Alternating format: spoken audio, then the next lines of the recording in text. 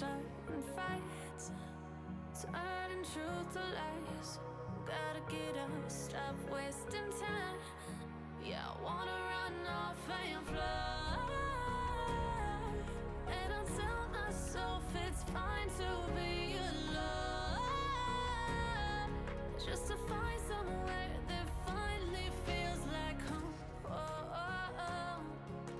I hate all this overthinking. Oh, oh, oh, oh. The more I swim, the more I'm sinking. Take me to a world of silver. No more heartbreaks, tears, painkillers. Take me somewhere unfamiliar. Bring me back to where we started out. Get me out of now, to where we started out. Get me out of now, to where we started out. Oh no,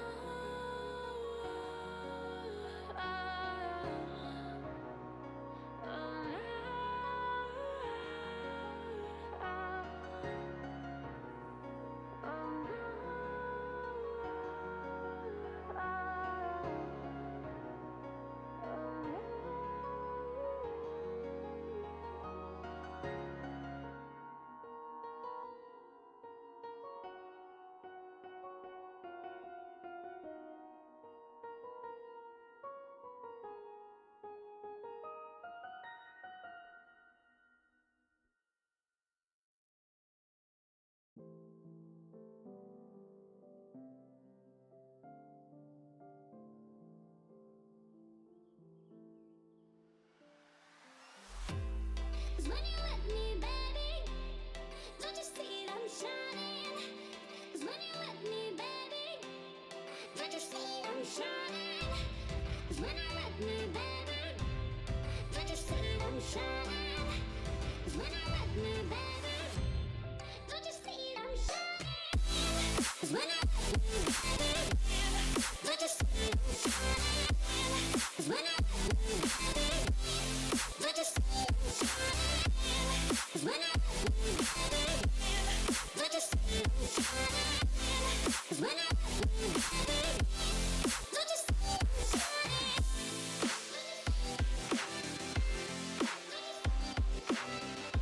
Don't you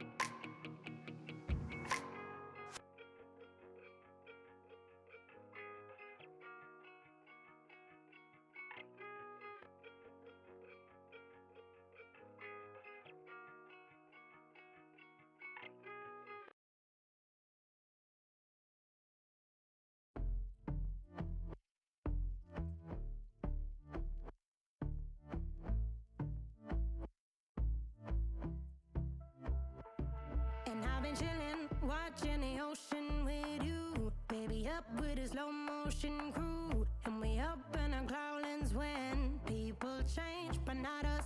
And we just chilling, kicking it, kissed by the sun. Could be soaked to the skin in the mall soon. I know she got the good vibes when seasons change, but we're the same.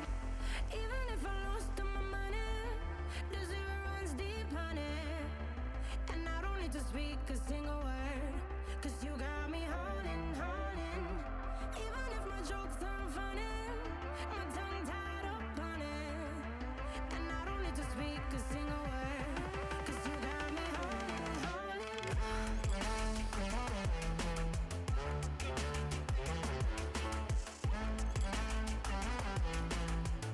'Cause you got me holding, holding.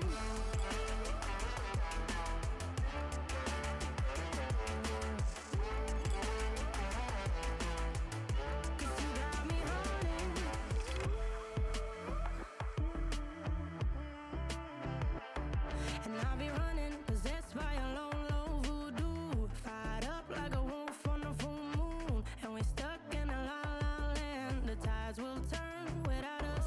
And I'll be killing time like I might be a cartoon. Take it in real life like haiku. I know we got the good vibes when pieces fall right into place. Even if I lost all my money, the zero runs deep, honey. And I don't need to speak a single word, 'cause you got me holding, holding. Even if my jokes aren't funny, my tongue tied up on it. And I don't need to speak a single word, 'cause you got me holding, holding.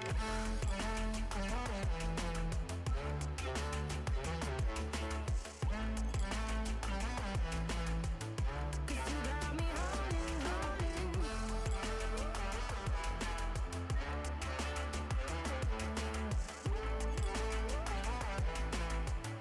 Cause you got me holding. Play me like a bass guitar. Simmer down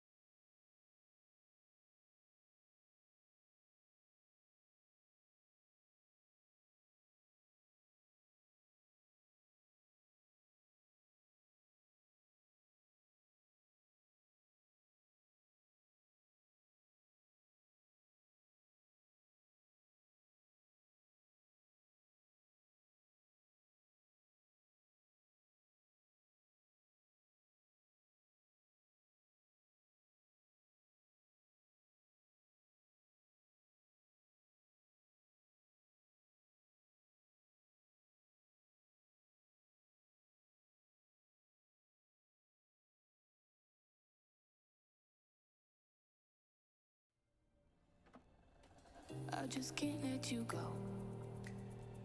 Lord knows that I've tried to. You said I was the only one. No one likes being lied to. You made this mess and left me with the pieces. Now I wanna burn all the bridges between us. I can't focus, I can't forget. I've been thinking too much lately. I just need to clear my head. I just need to clear my head.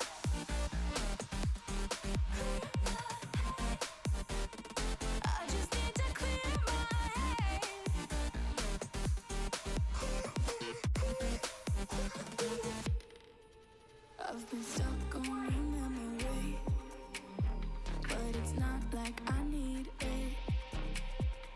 And we may have some history, but we don't have to repeat it. You made this mess and left me with the pieces. Now I'm gonna burn all the bridges between us. I can't focus, I can't forget. I've been thinking too much lately. I just need to clear my head. I just need to clear my head.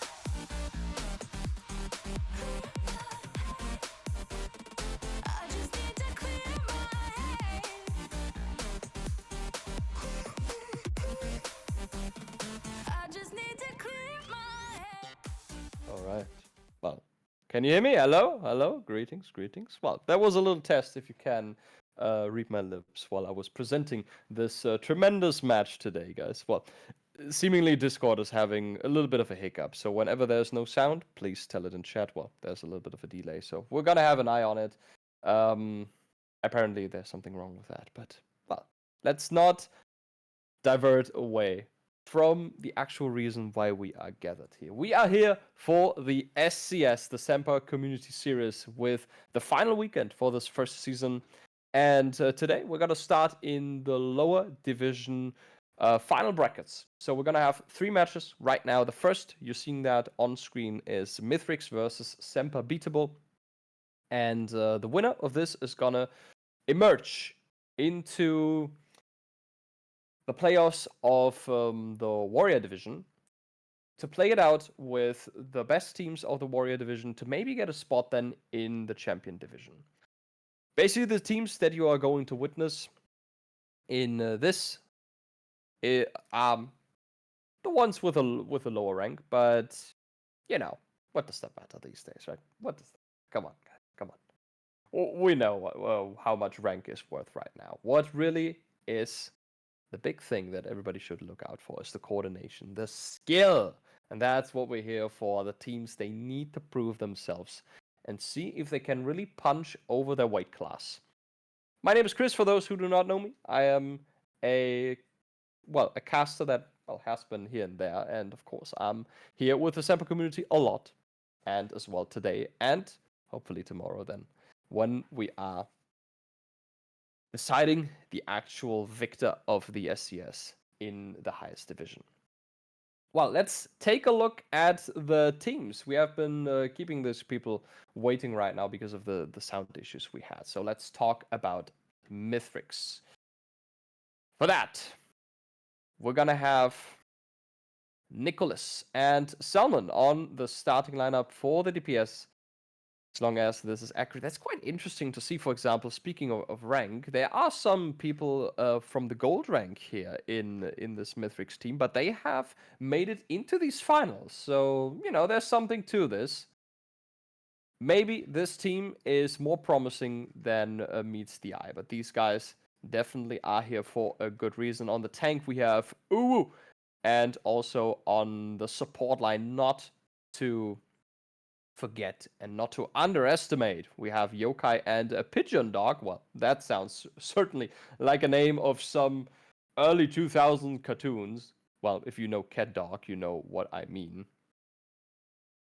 So there's that. That is the first team we're gonna see here. And the second one, the challenger in the other half of this fantastic match, we have Semper Beatable. They have basically won the division, and they have also beaten Mithrix already in the group division, but now is the final fight of these two for another spot. On top, on DPS, we have Mikrokuchen and Chap, those two, punching in the Masters weight class. Oh, you don't like tomatoes, Mikrokuchen. I see that. I see that. Well, I have to say, I am kind of on that team. I'm also not the greatest tomato fan. For Chap, an ex-Semper Meteor player, well, there's a chance that he might see his ex again and fight maybe for the last spot here. On the starting tank, we have Dragon Knight. I guess that is a nod towards the Pokemon. Well, me having grown up with Pokemon, that is a fantastic name. Really like that. And for the support line, we have Delta and Aaron, who are going to complete this fantastic roster with their healing and support. They have to face off against Mithrix. So, one sec. All right, we're basically ready here to get into the game. So, whenever there's the ready call, we can unleash it out. There's going to be a first to two, by the way. Today, all the games are going to be first to two. So, the first team to secure 2 map wins will win this game and proceed in the upper bracket. Of course, that means if there's a draw on hybrid or something, we're gonna have an additional map. Of course, that is a thing. We're gonna start on Antarctic Peninsula. That is locked in already by the map pool.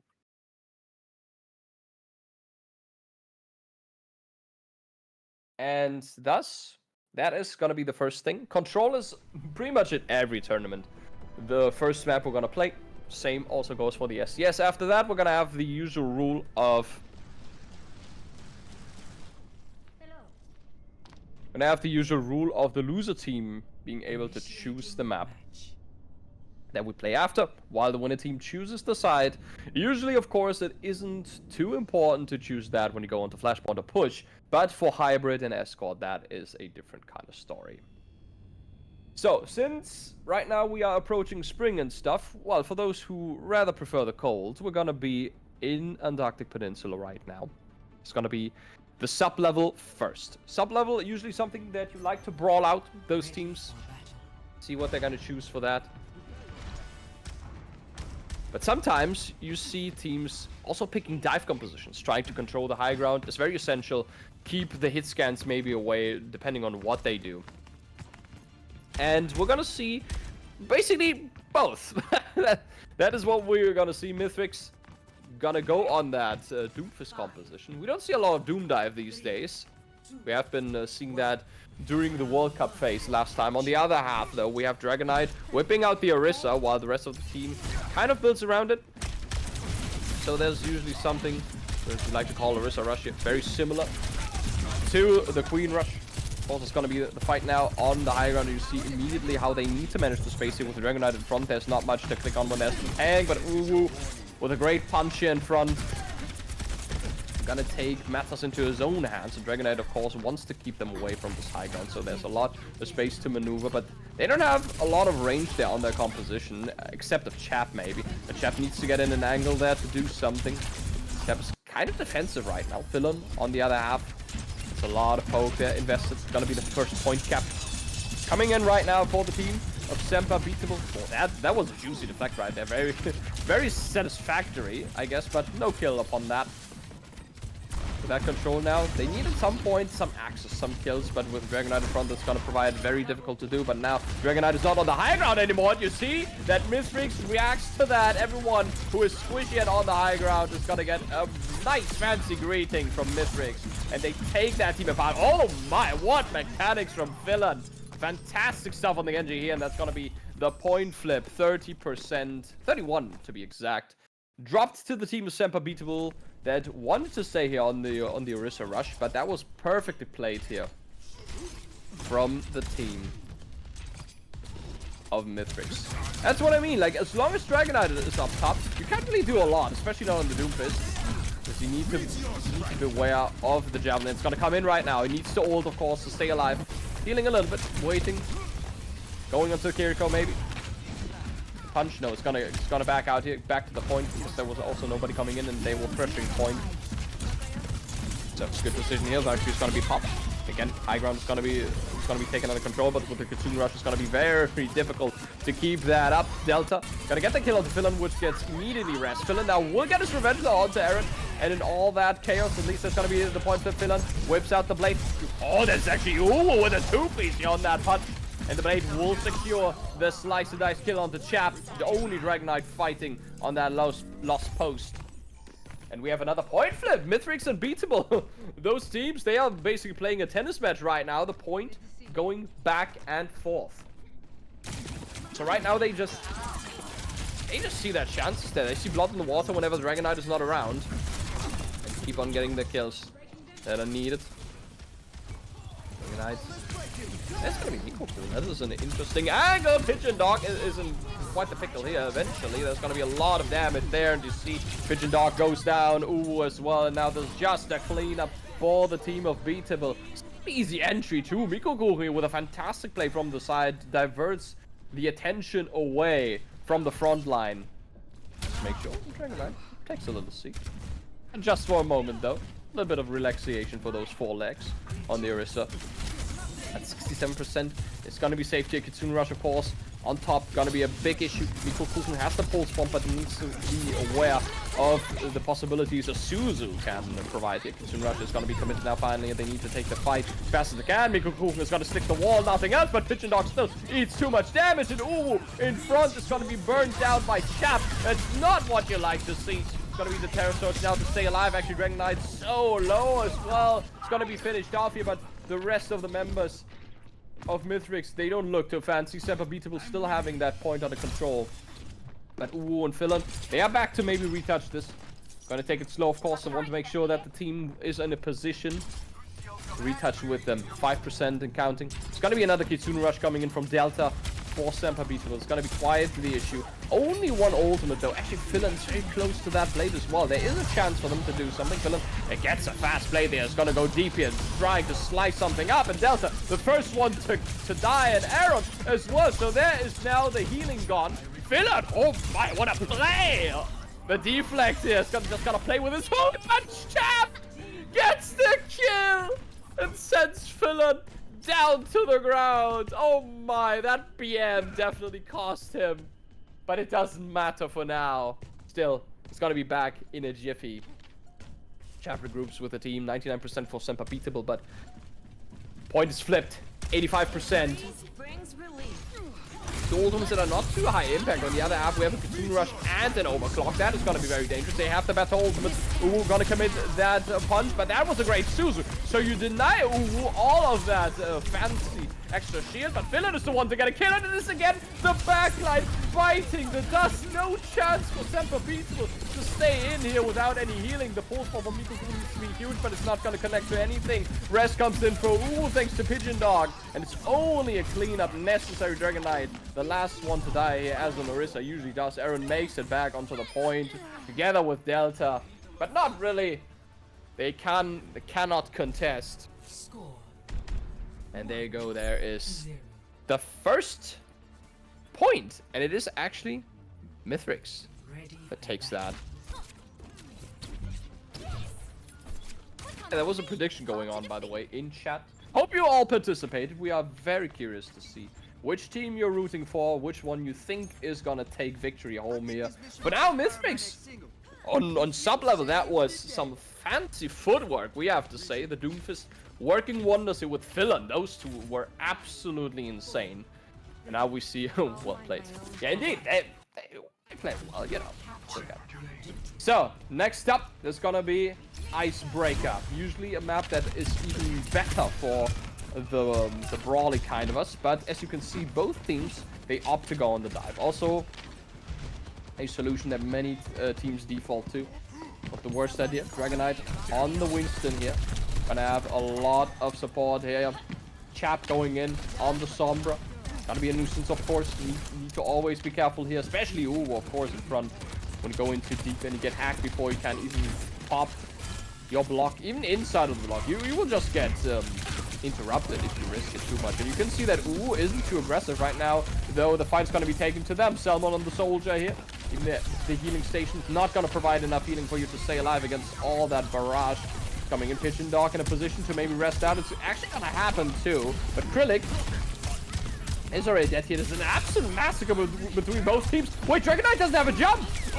Was able to cancel it. And Pigeon Dog still has been dancing around on that Sombra. So at least you get the stability to gain the point back from Semper Beatable, who will only get away with 70%. Good situation for them. Salmon's still on that soldier. It's quite interesting. Usually, soldier very susceptible to the dive. Something that you usually chew up here. Not gonna happen here. Gonna get hacked here. Not in a position though to be in a lot of danger. Pulse bomb ready for Mikokuchen, looking for a target. Nice flick attempt, but it's not gonna get anything. Chris gets a little bit of a scratch on his helmet, and the punch though from was so juicy. Delta will not escape from that. Chap also dead. So good situation here for Mithrix. Oh my, the Doomfist is so good. Ooh. That's the stuff champions are made of. Wait a minute, Mithrix. Showing off right now. That is some muscles that they have, and they absolutely drive fight this. No ultimate needed. Absolutely none. On the other half, though, we are coming up on a few ultimates, and of course, Chap is going to be the star of the show with that EMP. It's no Susan. The Kiriko has not been chosen. It's going to be Mercy Lucio. Usually a support line that you don't like to see in your ranked games, but of course, when you add Mithrix, and it works. Who really cares about that? It's going to be the hack now. Trying to get onto Salmon, and it works out just perfectly, as Dragon Knight also is going to get... Oh, there was an attempt to cancel that rest onto Salmon, but it's not going to happen. And Salmon instead is going to get... It's going to get Mikoku, who didn't get the beat from Aaron. Wait, this is absolutely falling apart for Beatable. What is going on? They are indeed beatable on this map. Mithrix, make it happen. EMP and beat out. And now they have to somehow touch. They should be able to. Dragon Knight has the prime already. You can use that as a mobility skill if you wanted to. Of course, it's going to be very costly if you do that. Maybe you can make it onto the point somehow else. Chap, Mikokuchen. Anyone? Is anyone in position? Of course, they're going to spy check that. Mikokuchen makes it in, but gets punched and immediately evaporates. It's going to be the beat now as well. But Chap takes out Salmon. Villain with that blade looking for targets. Finds one onto Delta, and the next one immediately onto Aaron. This is fantastic stuff from Mithrix. And especially Philip, who whips out the blade show. It's only Dragon Knight right now who still has the primal, who saved that. Didn't need to get on the point with that since Chap and Mikoku were still there, but he has to play his life right now. Everything is about that monkey staying alive, but for how long can he do this? Philip, though, still alive with 7 HP, but slices in. Holy! No, not taking any risk, and look at that. It is indeed a C9. While Mithrix, with an absolute banger performance here on Antarctic Peninsula. What a play from Philan, let's say. Let me see this. Oh yeah, that is what we saw there, the blade. That's so clean. Oh, he's gonna get BM'd now. Wait, where's Chap? Where's Chap? There's Chap. Well, we're not gonna see it here, though. You're gonna get saved here. So, you know, there's nothing about that. Alright. Hey, Mithrix. My. Doomfist dive, something you don't see too much. Is Semper beatable? Well, right now they are living up to their name. But it doesn't matter, right? Oh my. That was some good stuff. That was really some good stuff.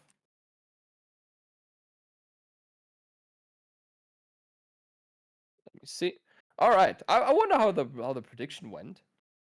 I know Mithrix at some point was a little bit of an underdog team, actually. Many were confident about Semper beatable, but right now we have to say Mithrix. It was, you know, quite the performance, we have to say. So many individual plays to on that Doomf is just so good. Even with Chap on the Sombra, he just wasn't caring. There was no reason for him to really fear that Sombra. And also Philan, every time he needed a backup, every time he needed a tag team partner to wrestle with, he had that Genji. And that was such a good combo. My. Fantastic stuff. And that moves them up in the world 1-0 for Mithrix. They have a chance to make this happen. Absolutely. It's their match point now. Map choice, though, is going to go to Semper Beatable. Want to see what they will choose. Okay, and it seems like a hybrid is definitely going to be the mode. As far as I can see. There seems to be a set order. Give me a second. I think there's a set order. Oh, indeed. Look at that. Most people have literally bet their money on Semper Beatable. We'll see about that.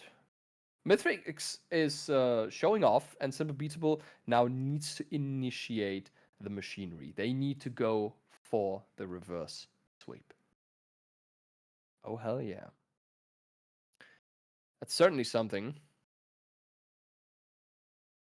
Quite interesting. Quite interesting. We're still waiting for the map choice, though. That is what we are right now looking for. Let's say. Well, it seems like they are going for hybrid. I don't know if it's set or not yet. Maybe somebody can tell me that. Yep. Okay, so it is hybrid set. Let's talk about the maps that's gonna in the map pool currently is Midtown, Blizzard World, and Kings Row.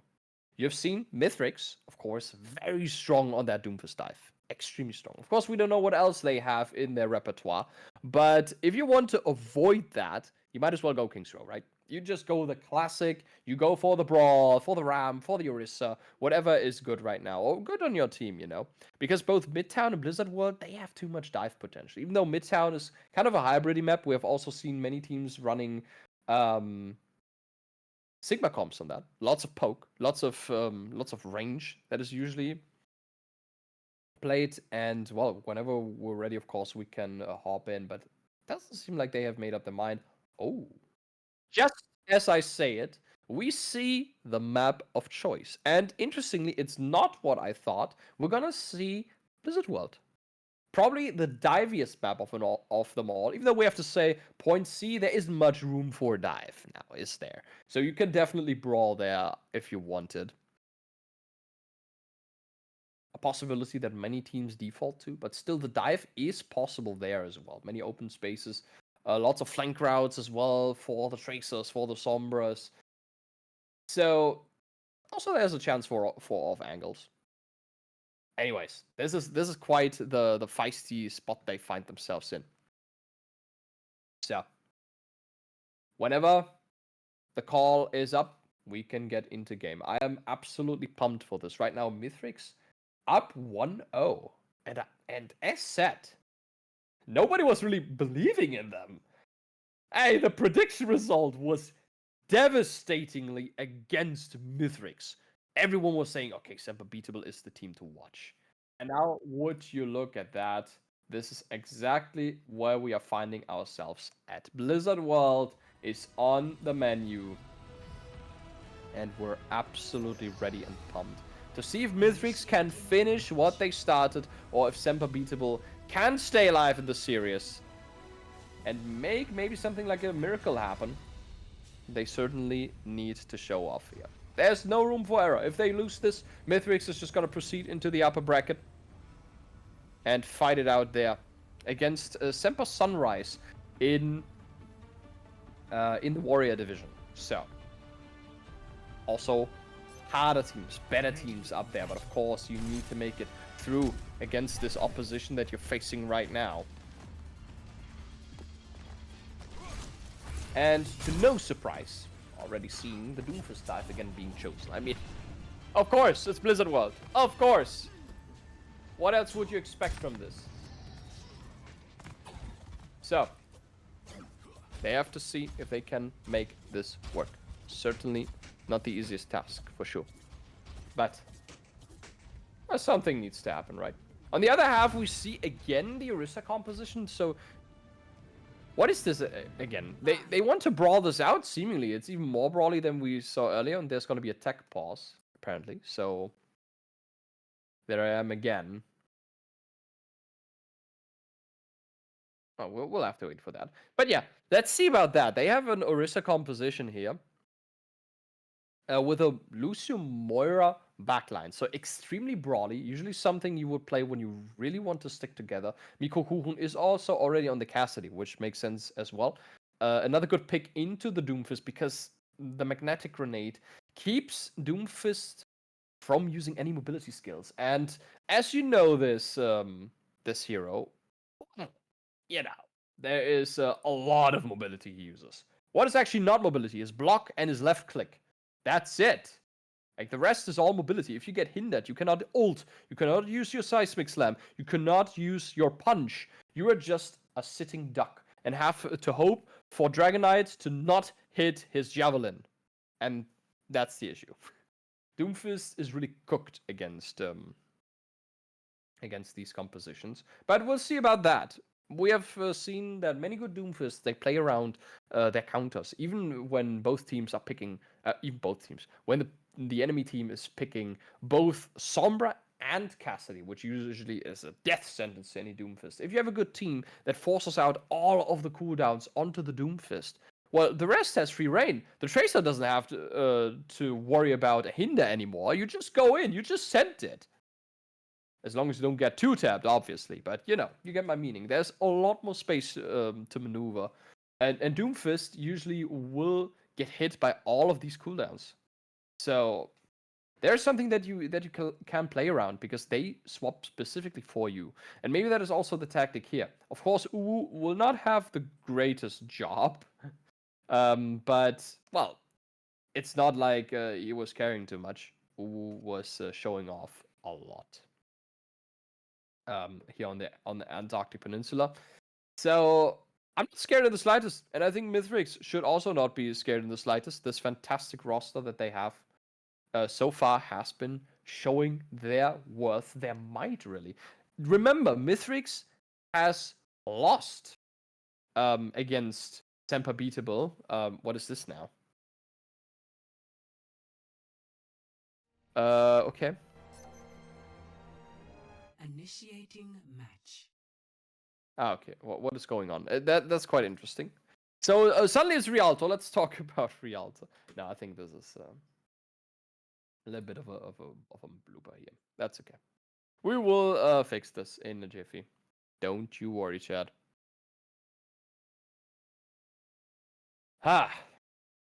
So far, Mithrix really showing off, I have to say.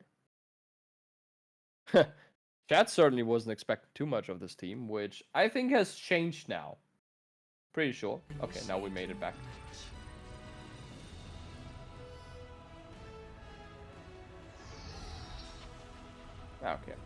Okay. Technology is curious, isn't it?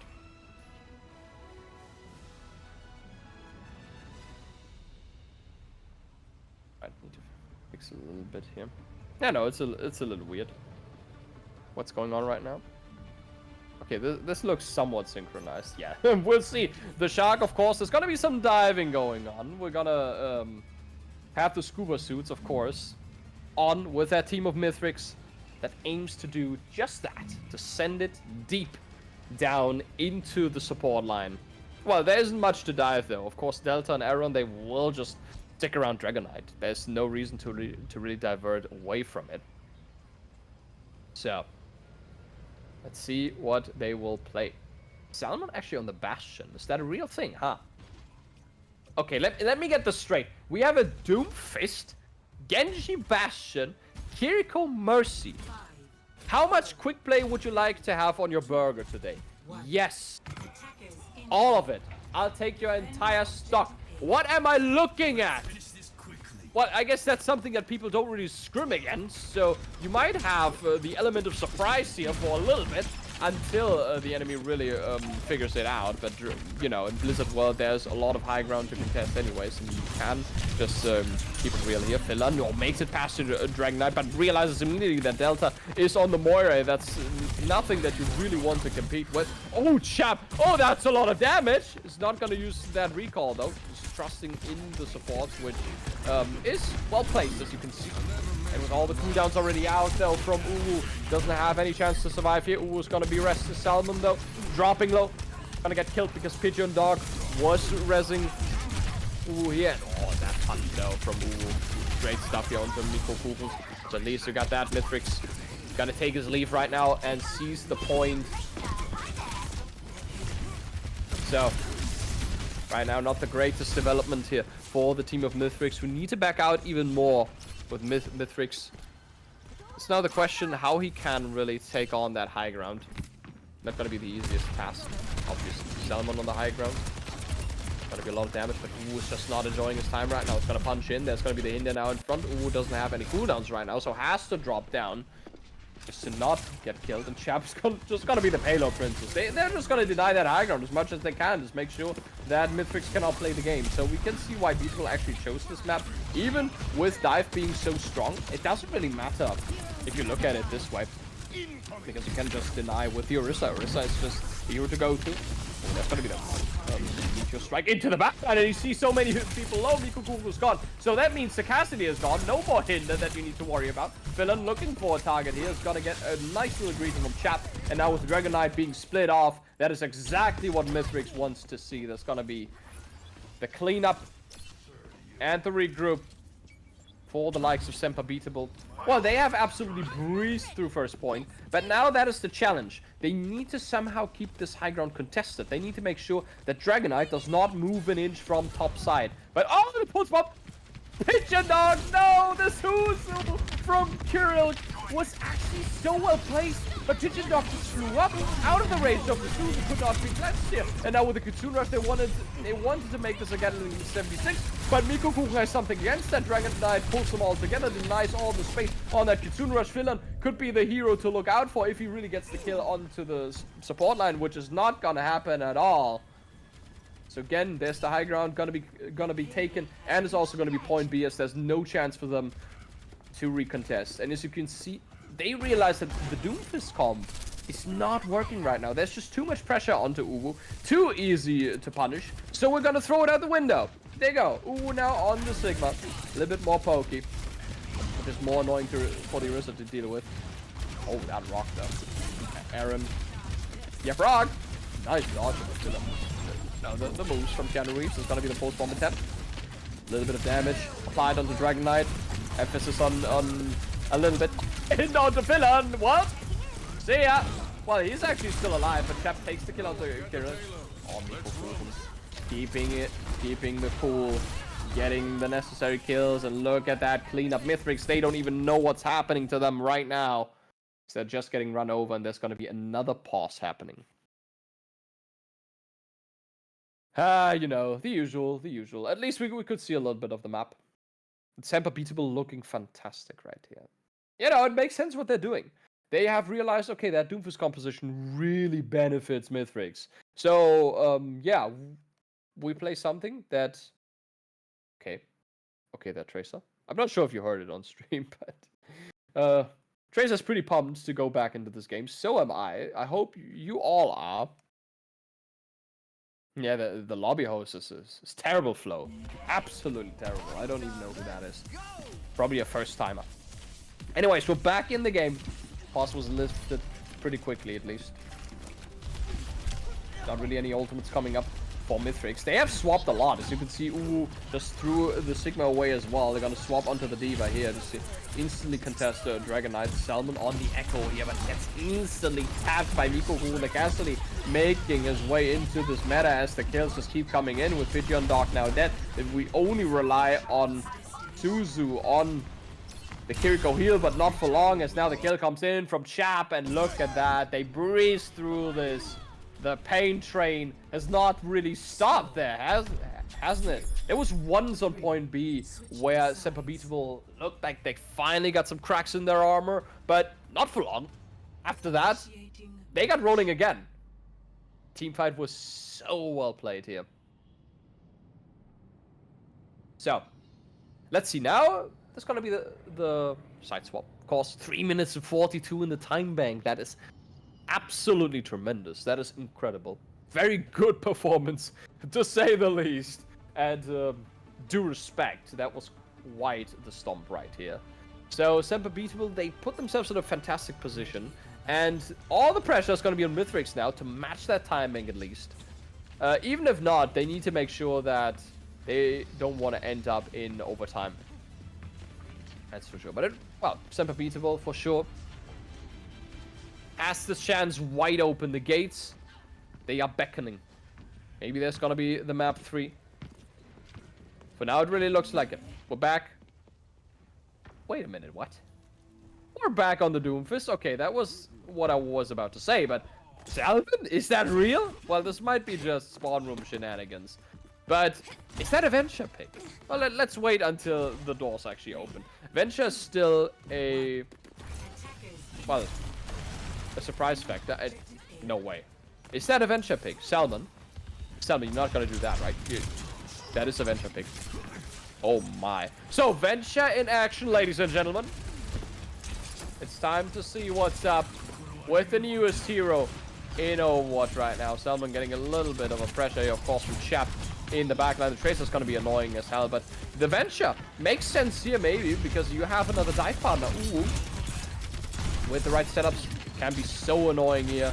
Dylan, lots of attention onto him, and needs healing immediately. Pigeon Dog has got to provide just that. And that's what I mean. Salmon, again, in the backline. Ooh, should go deep once. He has the seismic slam, needs to help out Salmon, but Salmon gets pooped away, and thus, they will secure the kill, but Aaron will fall in the backline. So now you have a fantastic chance, but Mikko Kuchen is just way too good with these kills, and Uwu, though, will go after that and all that chaos. It seems like Semper beatable. They still have the advantage, at least slightly. But look at that, the kills, they might come in, but Pigeon Dog still gets traded out, even though with Delta falling. So, now just Dragon Knight with Lucio heals only. Kirill gonna be caught with the pants down, though. Only down to Uwu, still has the ultimate, dodges the Javelin with that, comes back on the point and smacks Aaron to the next wall. Salmon somehow killed himself there with his own nade, approximately. Dragon Knight, though, gonna survive here with a block, not too bad, but the Cassidy, too much damage here. Delta with the 2-piece, so still looks... Oh, Pigeon Dog, what are you doing? Pigeon Dog gets the rest up onto Uwu, but falls immediately low, and it's now again just Uwu trying to contest here, but you might as well just get out, but Uwu drops so low. Just a few HP left for this Doomfist. So we're back to square one for this team of Mythics. Not too bad, actually. They had a few kills. They could have done this. But with Delta coming back onto the point, still getting the few kills, it's so big. High Noon would be ready. Salmon also not on the Venture anymore. That certainly doesn't work out like that. Need a little bit more practice. Filling in the back line. A little bit annoying. Pulls the Lucio away, but goes in now into the front line, right into the scope of Mikko Kuchen. Will just secure that kill. Now there's no punch available, so of course you're gonna take that extra damage onto Uwu. Salmon will fall in. Chap running wild there. Getting both the Cassidy and the Mercy. Looking for Kirill. He's gonna get that kill finally.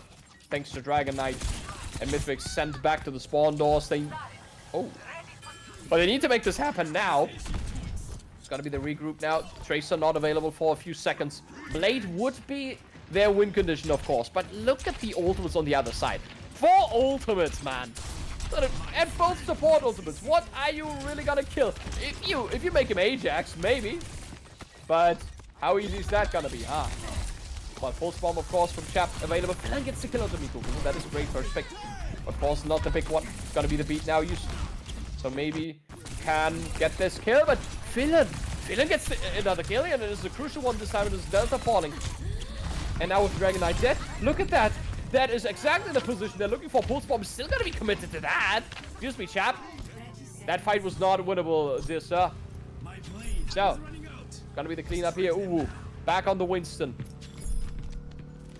Not looking too bad here for them for now, but a lot of the time bank has been slaughtered. You get 2.5 minutes extra, but you need to get through this point as fast as you can. Ideally, you don't even drop a little bit of meters.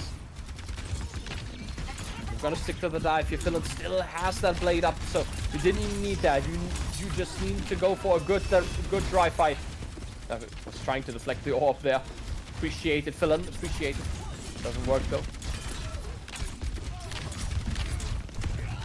Coalescence would still be up though. Not the greatest news for Finland. It's probably the reason why Finland hasn't committed that blade yet.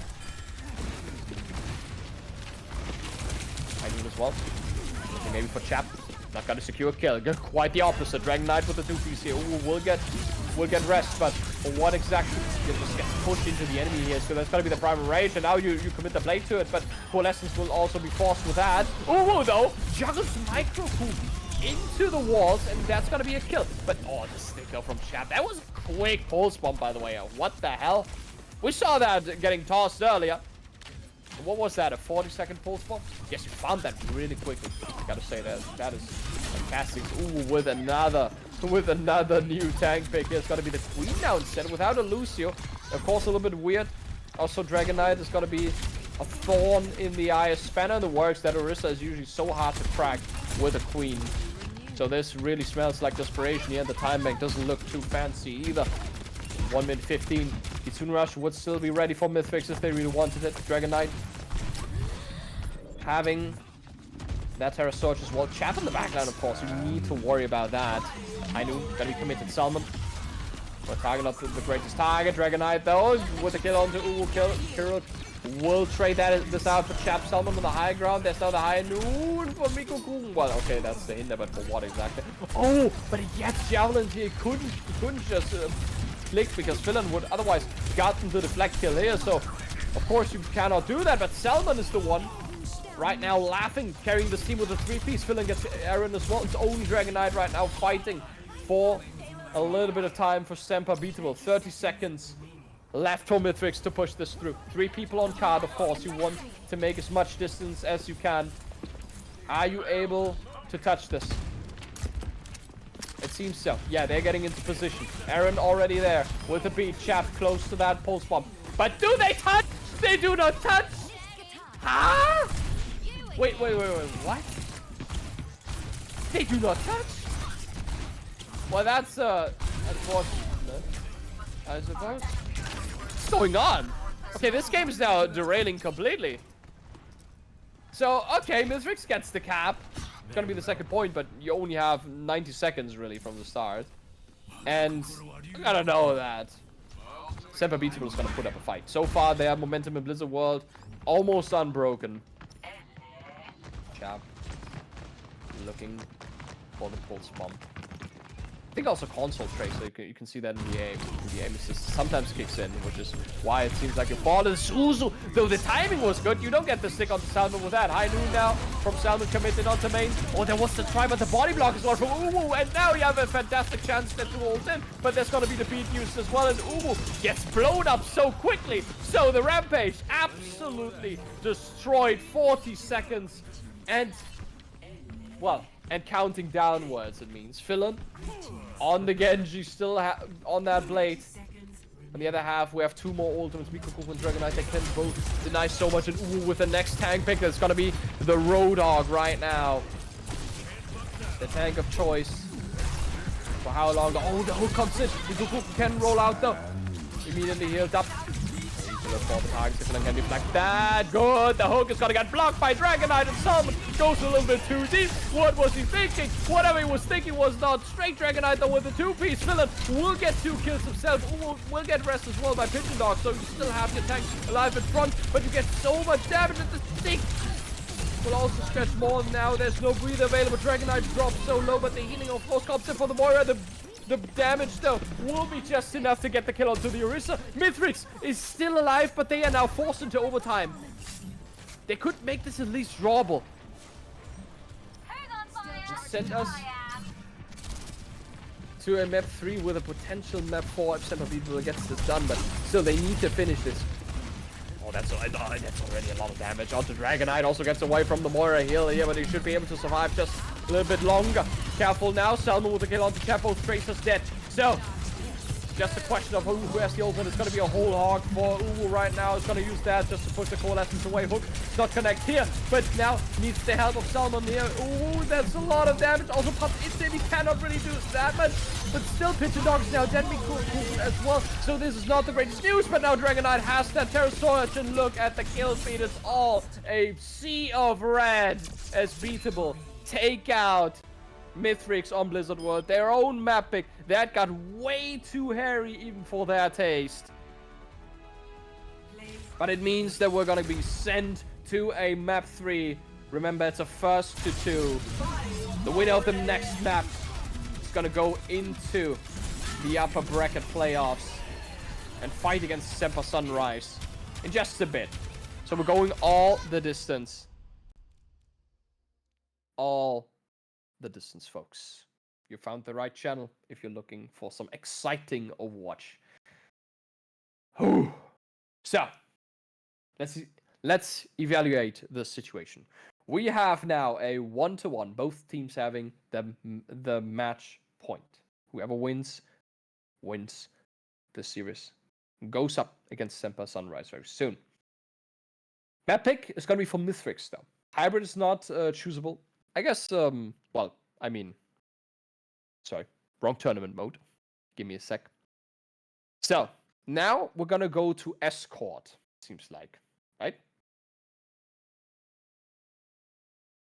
So, all right. So Escort is the next mode that needs to be chosen. Circuit Royale, Shambali Monastery, and Route 66 are the maps available for Mithrix to choose. Of course, if you look at the dive potential that you have, you would go Route 66, let's be real. Shambali Monastery has a lot of poke potential on point A, but usually on point B you can also go for more brawls. After that, on point C, again, we see a lot of teams diverting back to the poke, just because there are long sidelines that you need to control. A choke that is easy to surveil. You don't really want to take the fight to the enemy unless you really want to go for a spawn camp. We also had teams going in for a close hold. For that, what Circuit Royale is Circuit Royale. I mean, you love it, you hate it. This map is a thing. Of course, poke compositions usually are the go-to there, and Route 66 would usually be the more divey thing, but I think my eyes are not deceiving me right now. Apparently, we're not going to Route 66. We are going Circuit Royale. Out of all things, man. Out of all things, we go to Circuit Royale for real. Mithrix choosing the map right here. What are they cooking? Wait. Oh, wow. Okay, that would be brave, though. They could stick to the dive and hope that Beatable would go onto the usual poke compositions, which are usually very susceptible to the dive. So, okay. Yeah. I see what they're doing. It's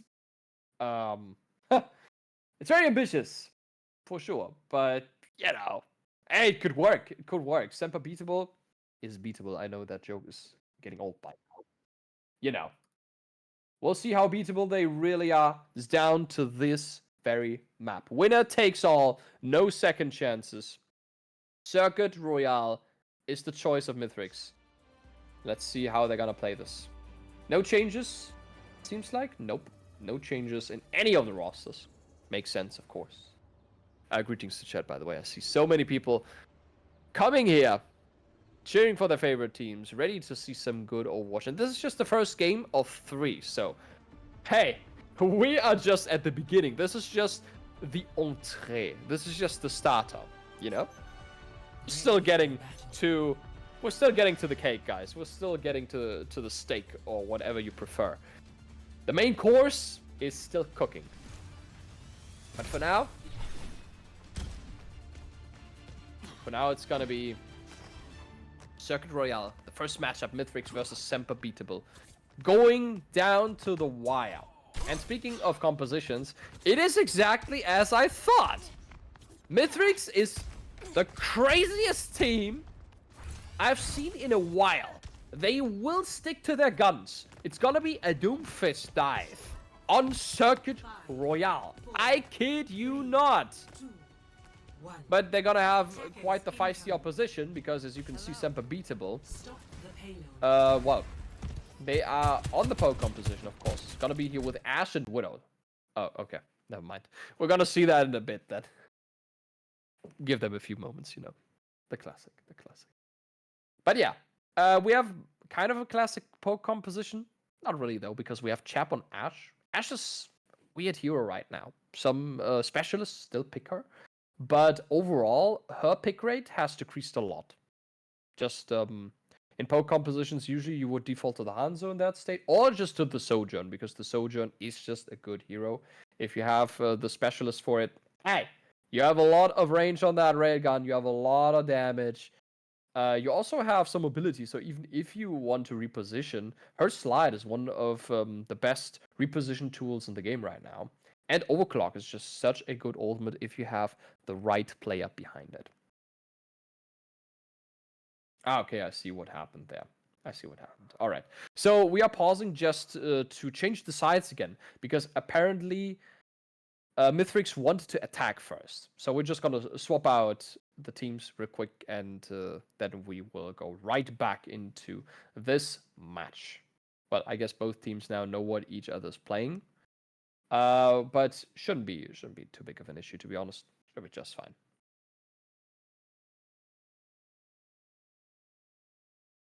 All right. And for some reason, we just land in New Queen Street. Okay, then, guys. Well, New Queen Street it is. Good stuff, good stuff. Initiating match. That's a weird-looking Circuit Royale, if you ask me. What is that Monegasque flag? With a freaking maple leaf on it? Are you kidding me now? And there's snow in Monaco? Huh? Okay. Wait, I need to get my eyesight checked. Well then. Semper beatable. Ah! Okay, guys. What kind of cruel joke is this? Okay, well, this is closer to Monaco, I suppose. It's closer than Toronto for sure, but we're not in Circuit Royale yet, okay? We still have to travel a bit. Oh boy. Alright, lads. Okay, maybe the next map is the one of... Ah, would you look at that? Ah! There you go! Circuit Royale, that is exactly where I remember being. Yep. Such a lavish city, isn't it? Well, welcome back, guys. This time, though, with the right sides chosen. It's gonna be Mithrix this time on the attacking side of things. With their Doomfist composition. Which makes more sense. I mean, Doomfist defense in Circuit Royale. Quite the task, if you ask me, you know. Quite the task, but... Hey, we have seen Mithrix making this happen. Also, Blizzard World was way too close for comfort after all, I suppose. So, there's a chance, of course. The Semper beatable. Seemingly swapping a bit of their composition, though. Aaron is not on the Zen anymore, as we saw earlier. Instead, gonna be the Lucio. I think they weren't aware. Okay, they were not aware that they would stick to the Doomfist composition, which is happening right now. Salmon apparently though is gonna also take a different take. One. Attackers incoming. It's gonna be the pharmacy. Stop the payload. Pharmacy. Also something you don't see that often. Usually also a specialist pick. Try to clear the high ground up top. Chap on the Sojourn here. Now Salmon makes it across, trying to boop somebody off. At least they get a little bit of space on the bridge. Salmon dodges away here as the rear gunshot almost beheads him. Oh, but Philon gets rocked here. Good combination. Oh, that's a lot of damage, Salmon! Good prediction here, so at least you take out a kill for yourself, and Philon is going to be right around the corner. So, lots of space here already gained.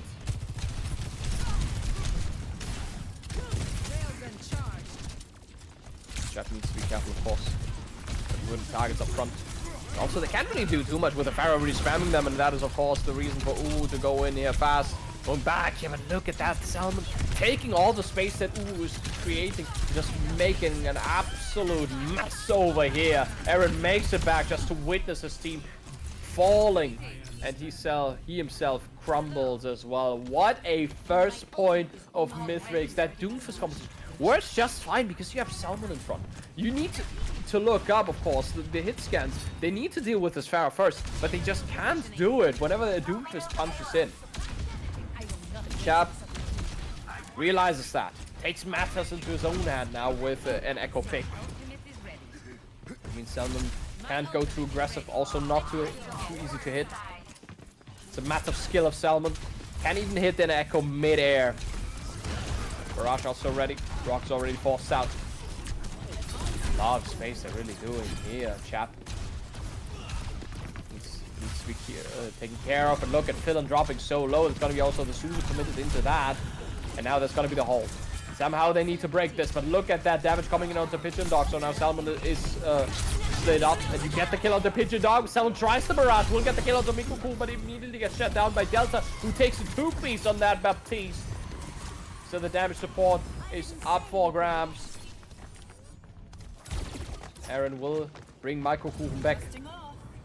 But overall, that defense is going to be so hard to practice force. This space so atrociously hard for attackers to really get onto, but they have the dive composition to really make that happen, so wouldn't be surprised if they would do this. Ooh, whoa. Oh, the Suzu just in time. It was a fantastic Suzu. Wait a minute. They stabilized on that. That's the Suzu already out. Oh, goes in deep. Gonna commit that meteor strike to that. A little bit of healing. Want to get onto Delta here. Oh, but there's oh no. You're not doing that, Dragonite. Oh, that was close here. That's a lot of high noons here, but the one-off chap definitely beats the others. Still looking for another target. And look at the cleanup. Looks good. 3.5 minutes though still. The first point cap was so fast that Mythwix still has some resources to spend. Blade would be ready. Only have to worry about the support ultimates, quote unquote only, obviously. Quite the feat to take. With the window in front, can't really go too aggressive. Aaron could be able to dodge this Udo with the first kill on the Mikuku. There's gonna be the rest attempt now. Gonna be just fine there as Philin now tries to go in, but gets rocked here. And now he needs to be careful as he drops down to 19 HP. And Mikuku is gonna take out the blade. Pigeon Dog with a very ambitious rest attempt. He's gonna get shut down as well.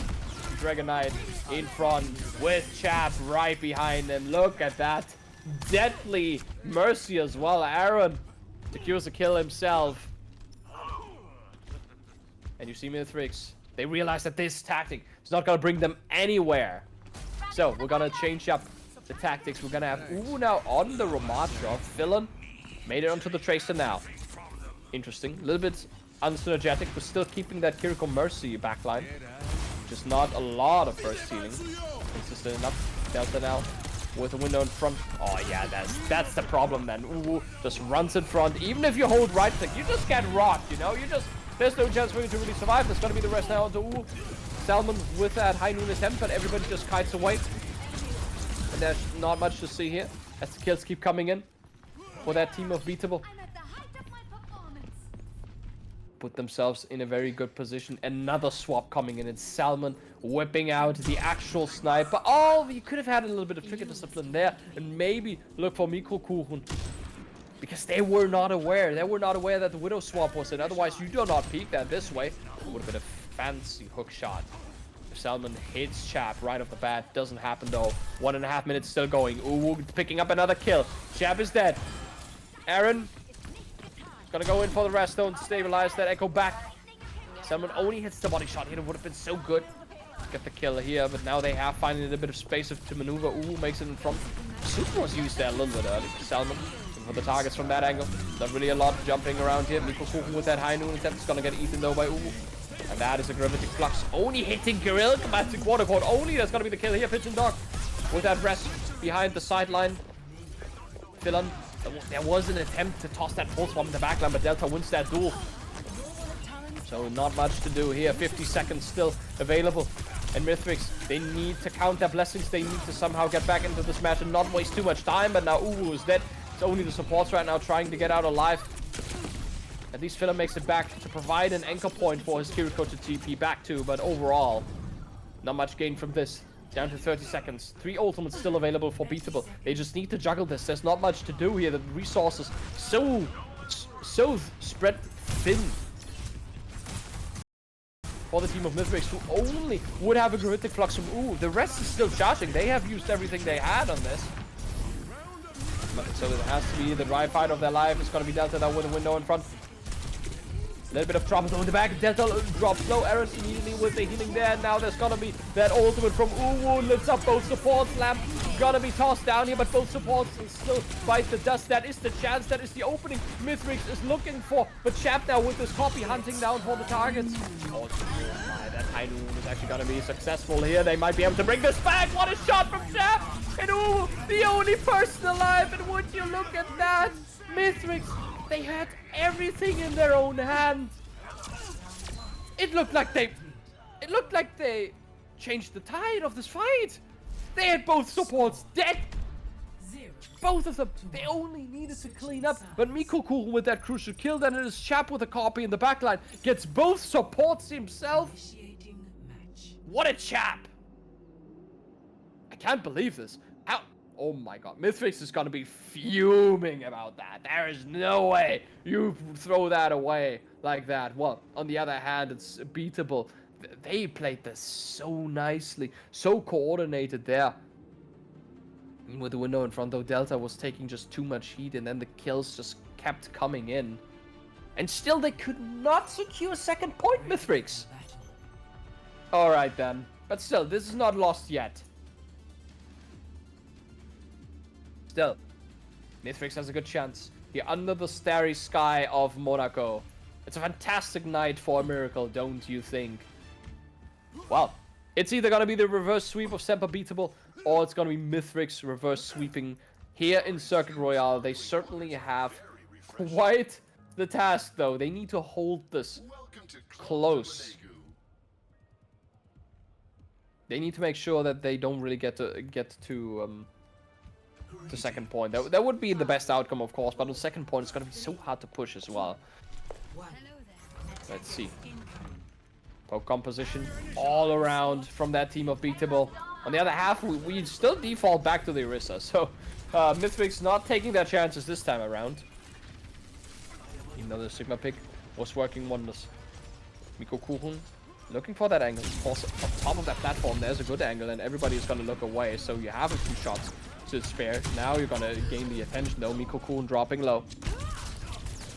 Needs to back out of this. So there's a lot of space though gained. Ooh, that's the thing right now. You could just get pressured so much. Of course, it's going to be Pigeon Dog though with that rest successful as well. But Chap will take out Kirill. And now there's no rest available for that, obviously. So you're only down to Mercy heals. And oh my, that rock connects to Finland and tries to deflect here. But of course, you cannot do that aggressively when there's a certain Dragonite on that Sigma. Look again. Ooh, also getting discorded here. What are you doing, lads? Oh man, the first point falls so quickly. And Semper beatable. They put themselves in the driver's seat. So much time also left for them. This has to be the win, even though Selden takes out Mikoku. Does not matter for this point. Still gonna be pushed cleanly through. More than 5 minutes available for Semper beatable. Push this into the finish line. Let's see if Mithrix can hold this. That's gonna be the easiest task. And ooh, with another tank! How many tanks do we have seen in this entire series of ooh? So, the jack of all trades strikes again. We have a Rhine now, ladies and gentlemen. We have a Rhine. I repeat, we have a Rhine. This is not a drill. So we're gonna hold this close then. Maybe be a nuisance for the Sigma, but that's gonna be Chap going into the backline. Look at that positioning. Sensing the Bob from behind. It's not the greatest position for Uwu either. He realizes that a little bit too late here, so the Bob is gonna squeeze him in. What a tactical masterclass of Chap here. And there's not much to gain from this. Chap down. And they're gonna make it up the hill with that payload. 4.5 minutes still. There's another recontest though for Mithrix. Kirill ready for that nano. Maybe that is something you can use, but on what exactly you need to choose. But there's going to be the window in front. You cannot peek this for free. Chap takes out Kirill, so there's your nano gone. And even if there would be a rest available, it does not matter. The kills, they come in immediately. And it's just a matter of a cleanup. Just a few seconds left of Mithrix still in this match before Semper beatable makes it into the upper bracket. 2-1. They make the reverse sweep happen. But in what a manner. Applause to Mithrix, we have to say. And Antarctic Peninsula was their stage. But after all, their ballsy tactic of forcing them onto weird compositions did not work out at all. The poke composition still prevails on the parts of Semper beatable. So, very good try. Have to say applause. And that means Semper Beatable will face Semper Sunrise in a bit in the upper bracket playoffs to fight for a spot in the grand finals. So there is that, but congrats to Mythic still to making it here. They have been performing tremendously, and well, it was a good try, but overall, still, the winner is Semper Beatable. So let's send you guys all into a break, take a snack, take a drink, and we see you back in a jiffy.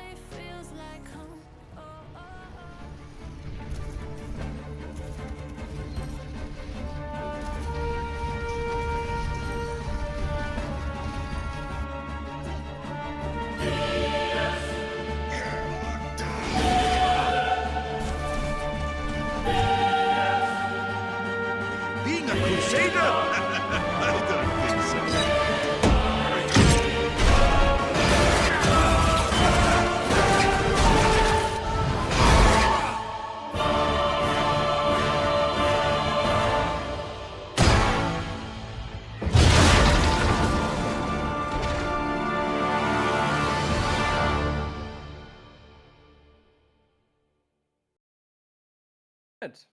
There we are back after this tremendous match between Mithrix and Semper Beatable.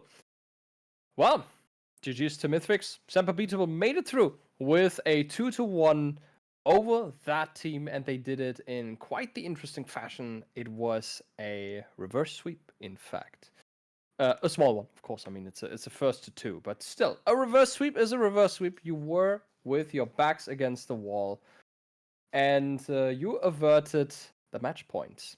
So now they became basically officially champion of the Battle Division. Semper Beatable, congratulations! But your journey is not over yet. The next match is already waiting. They're gonna go against Semper Sunrise, who is a team of the Warrior Division and a very good one at that as well. They have won the Pingu Cup and are punching on the master divisions. So we are looking now at, well, rank-wise higher skilled players, but Semper Beatable, they have proven themselves.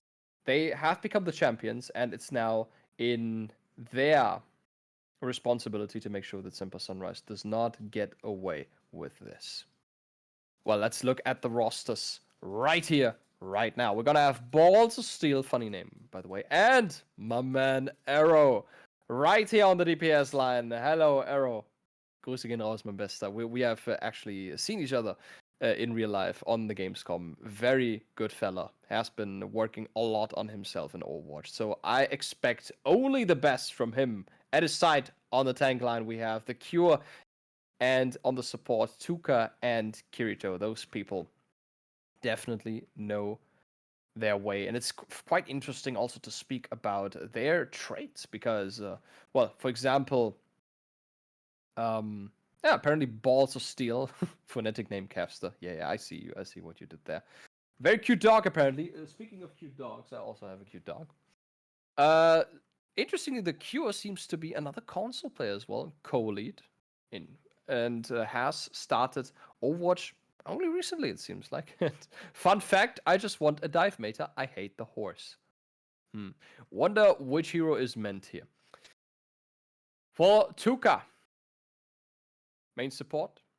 She is apparently a Mercy main stuck in Lucio prison. That's also something that's something quite funny. But Lucio is always good to play in team environments because the speed boost is just so good and so important. And last but not least, Kirito, the team founder actually, is here with us as well. A Diamond Kiriko, it seems like, but still, we have already talked about that fact. That team is in the Warrior Division for good reason. They also made it to the top for good reason, and they are starting as the favorite for good reason. But we'll see. Semper Beatable definitely has a shot at this, and they shall not waste it. As the first map is gonna be Nepal. And the teams are roaring, ready to go. You already know Semper Beatable. Their roster is known from the last match. They have also not changed anything about their about their roster. So we're going to see the same players, and we're going to load into the game right now. As Nepal Sanctum, the first one we're going to see. The least brawly map here. We saw what Semper Beatable is capable of doing. They can certainly, well, whip out the Orisa, which apparently is not going to be something that the Cure is going to enjoy. But, you know, the meta is the meta. After all, everyone just wants to win. And in those tournaments, it's also a question of who can perform best. And maybe outperform the meta. We have also teams, we've seen teams doing just that. So, as you can see, we stick a little bit to the more brawly side, at least about the frontline supports. Gonna be Moira and Lucy apparently of Semper Beatable. We have seen that earlier as well. Microkuchen though, this time the one going onto the Tracer seemingly is gonna be the Symmetra TP, obviously out of spawn. On the other half, we have, well, a very similar composition with Arrow though being on his signature hero, which is the Hanzo. So no surprises here. Gonna be now one does open it immediately with the speed boost. They meet each other coast side on that staircase. Just exchanging a few pleasant strings. You know the drill. course, looking for the pickoffs here. At the moment, no kills on either side. Bridge control is already established, though, by the team. Okay, off. Challengers and Balls of Steel is gonna get the first kill of this matchup, and Mikokuchen though in the backline trying to be a nuisance, maybe a threat to Tuka, but does not work at all, and now Semper only down to 3 players. They try to carve their way through, maybe get a kill out or something. They will try to escort out Dragon Knight. Would be successful here. They will be chased into the Mega Room immediately. That is the position for Sunrise to be in. But make sure that they are stuck as much as possible in that little space. But they make it out here. Dragon Knight actually a little bit, maybe too over-aggressive. Tries to take matters into his own hands. Still stays alive, but there's going to be the Suzu used just for Arrow to still take that kill anyways. Balls of Steel. That kill now again onto Chap. So, Semper beatable. At the moment, not looking too fancy. As it's always the DPS right now getting caught with their pants down. 36% and counting. Lots of ultimates coming up, especially for the side of Sunrise. So they could play this slow and make sure that their ult banks are kind of equal. That's maybe what they're gonna do. Different route as well. They want to avoid that choke point, go into that hallway. That's gonna be the attempt. Delta needs to use the Suzu at least. Balls of Steel will escape with his life. Arrow would have a dragon here available. Dragon Knight makes it now at the point, but immediately gets pressured. That's gonna be the TP immediately from Delta just to make sure that it stays alive. And now Chap actually answers in this duel. That's gonna be the kill now on the Balls of Steel. We see the overclock happening, but on the bridge, they try to take cover here, but Arrow still wants to take the fight and will be shot down by Chap.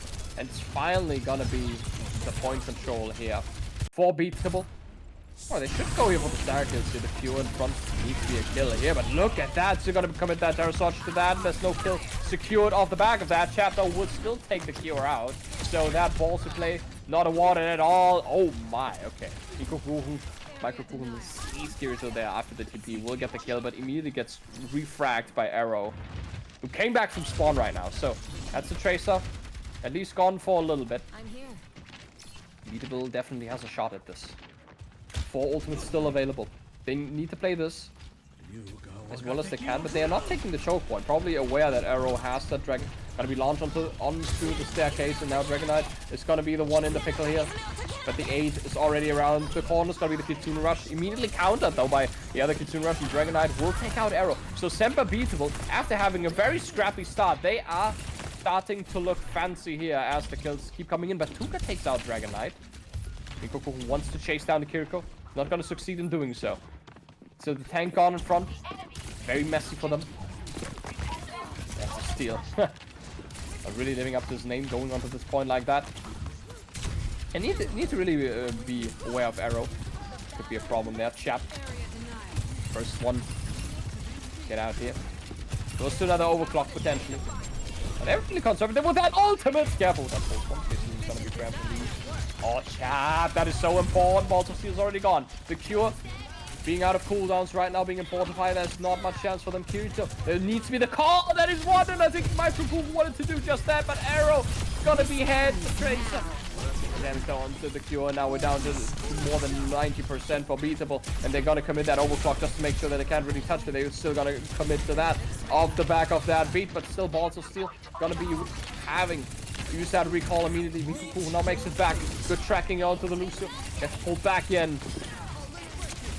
And now the kill's coming in slowly but surely. And Arrow takes that kill here, launches the dragon onto point, maybe to 8. Whoever is on point still, it's the Cure and Balls of Steel, but how long can they really survive? It's only the Orisa right now available, but not for long as the finish off comes in. And would you look at that, Semper beatable. It looked so grim for them, really.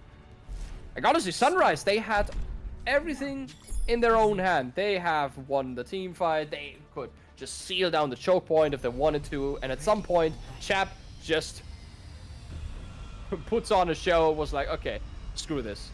Let's go in. Let's launch it. Ooh, nice. And after that one kill of Chap onto Balls of Steel, everything just collapsed.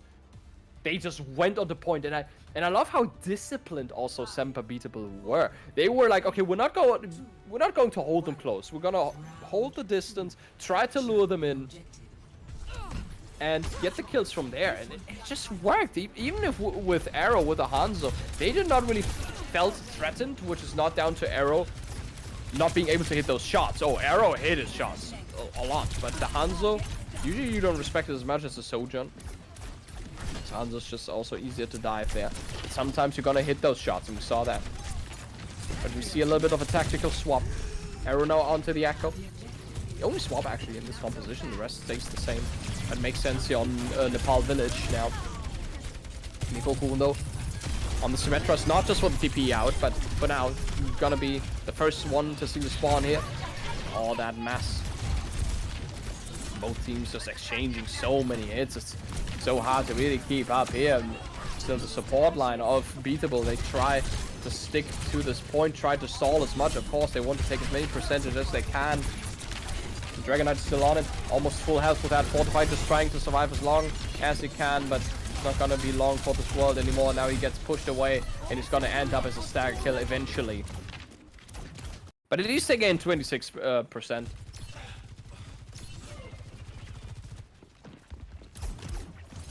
So both DPS ultimates up for Sunrise. On the other half, we're still waiting for some, but Kitsune Rush from Delta.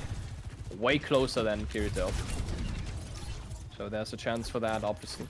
Just storm onto the high ground if you wanted to, take space. Maybe even keep the fight on point if you really wanted to. Beatable has right here, Delta, ready for it. There's gonna be the Kitsune Rush immediately launched in. Arrow though, with another Orisa now on the point. There's gonna be immediately the Terror Surge though from the Q. Not gonna get a kill here. Arrow will get taken out of his copy, but look at that. The stickies, they stick quite literally, but cannot secure the kill. Shap is the one that takes him out. Dragon Knight though died in front. So without the Orisa, you have way less staying power. And you realize that immediately Beatable, they cannot just push in blindly. Even with Arrow being dead, there's still the Q in front. Now Dragon Knight should be back 60% though. For Semper Sunrise, and now with the Kitsune Rush though down main, it's gonna be such a bad position for them. You see Dragon Knight has to chill, uses his Javelin Spin just to avoid the stickies. Fortify as well, forced immediately. Oh my. 77%. Lots of ultimates. So the ultimates are available, but Tuka has to beat. That's gonna be the pulse bomb though from Mikoku, not hitting anything. Beat now. So it's gonna be dropped from both teams. A little bit too late though from Tuka, so there's already 2 people dead. So is one of them, and now with Tuka dead as well, there's no more healing source available for Semper Rise. Sunrise, sorry. Sunrise. Rise is a different team. And there's gotta be the flip. Finally.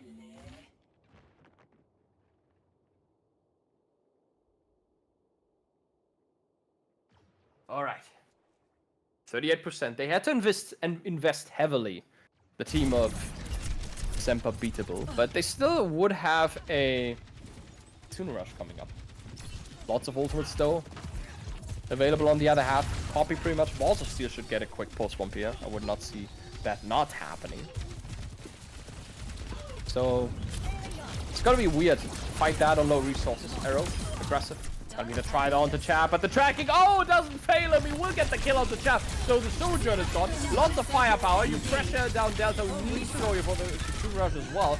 Maybe a little bit of an overcommitted. That looks more like a panic than anything else, but it might as well launch it in, remembering that Semper Sunrise, oh, is having that 94%, but what a Javelin from Arrow takes out Nico Kuchen like that on that copy.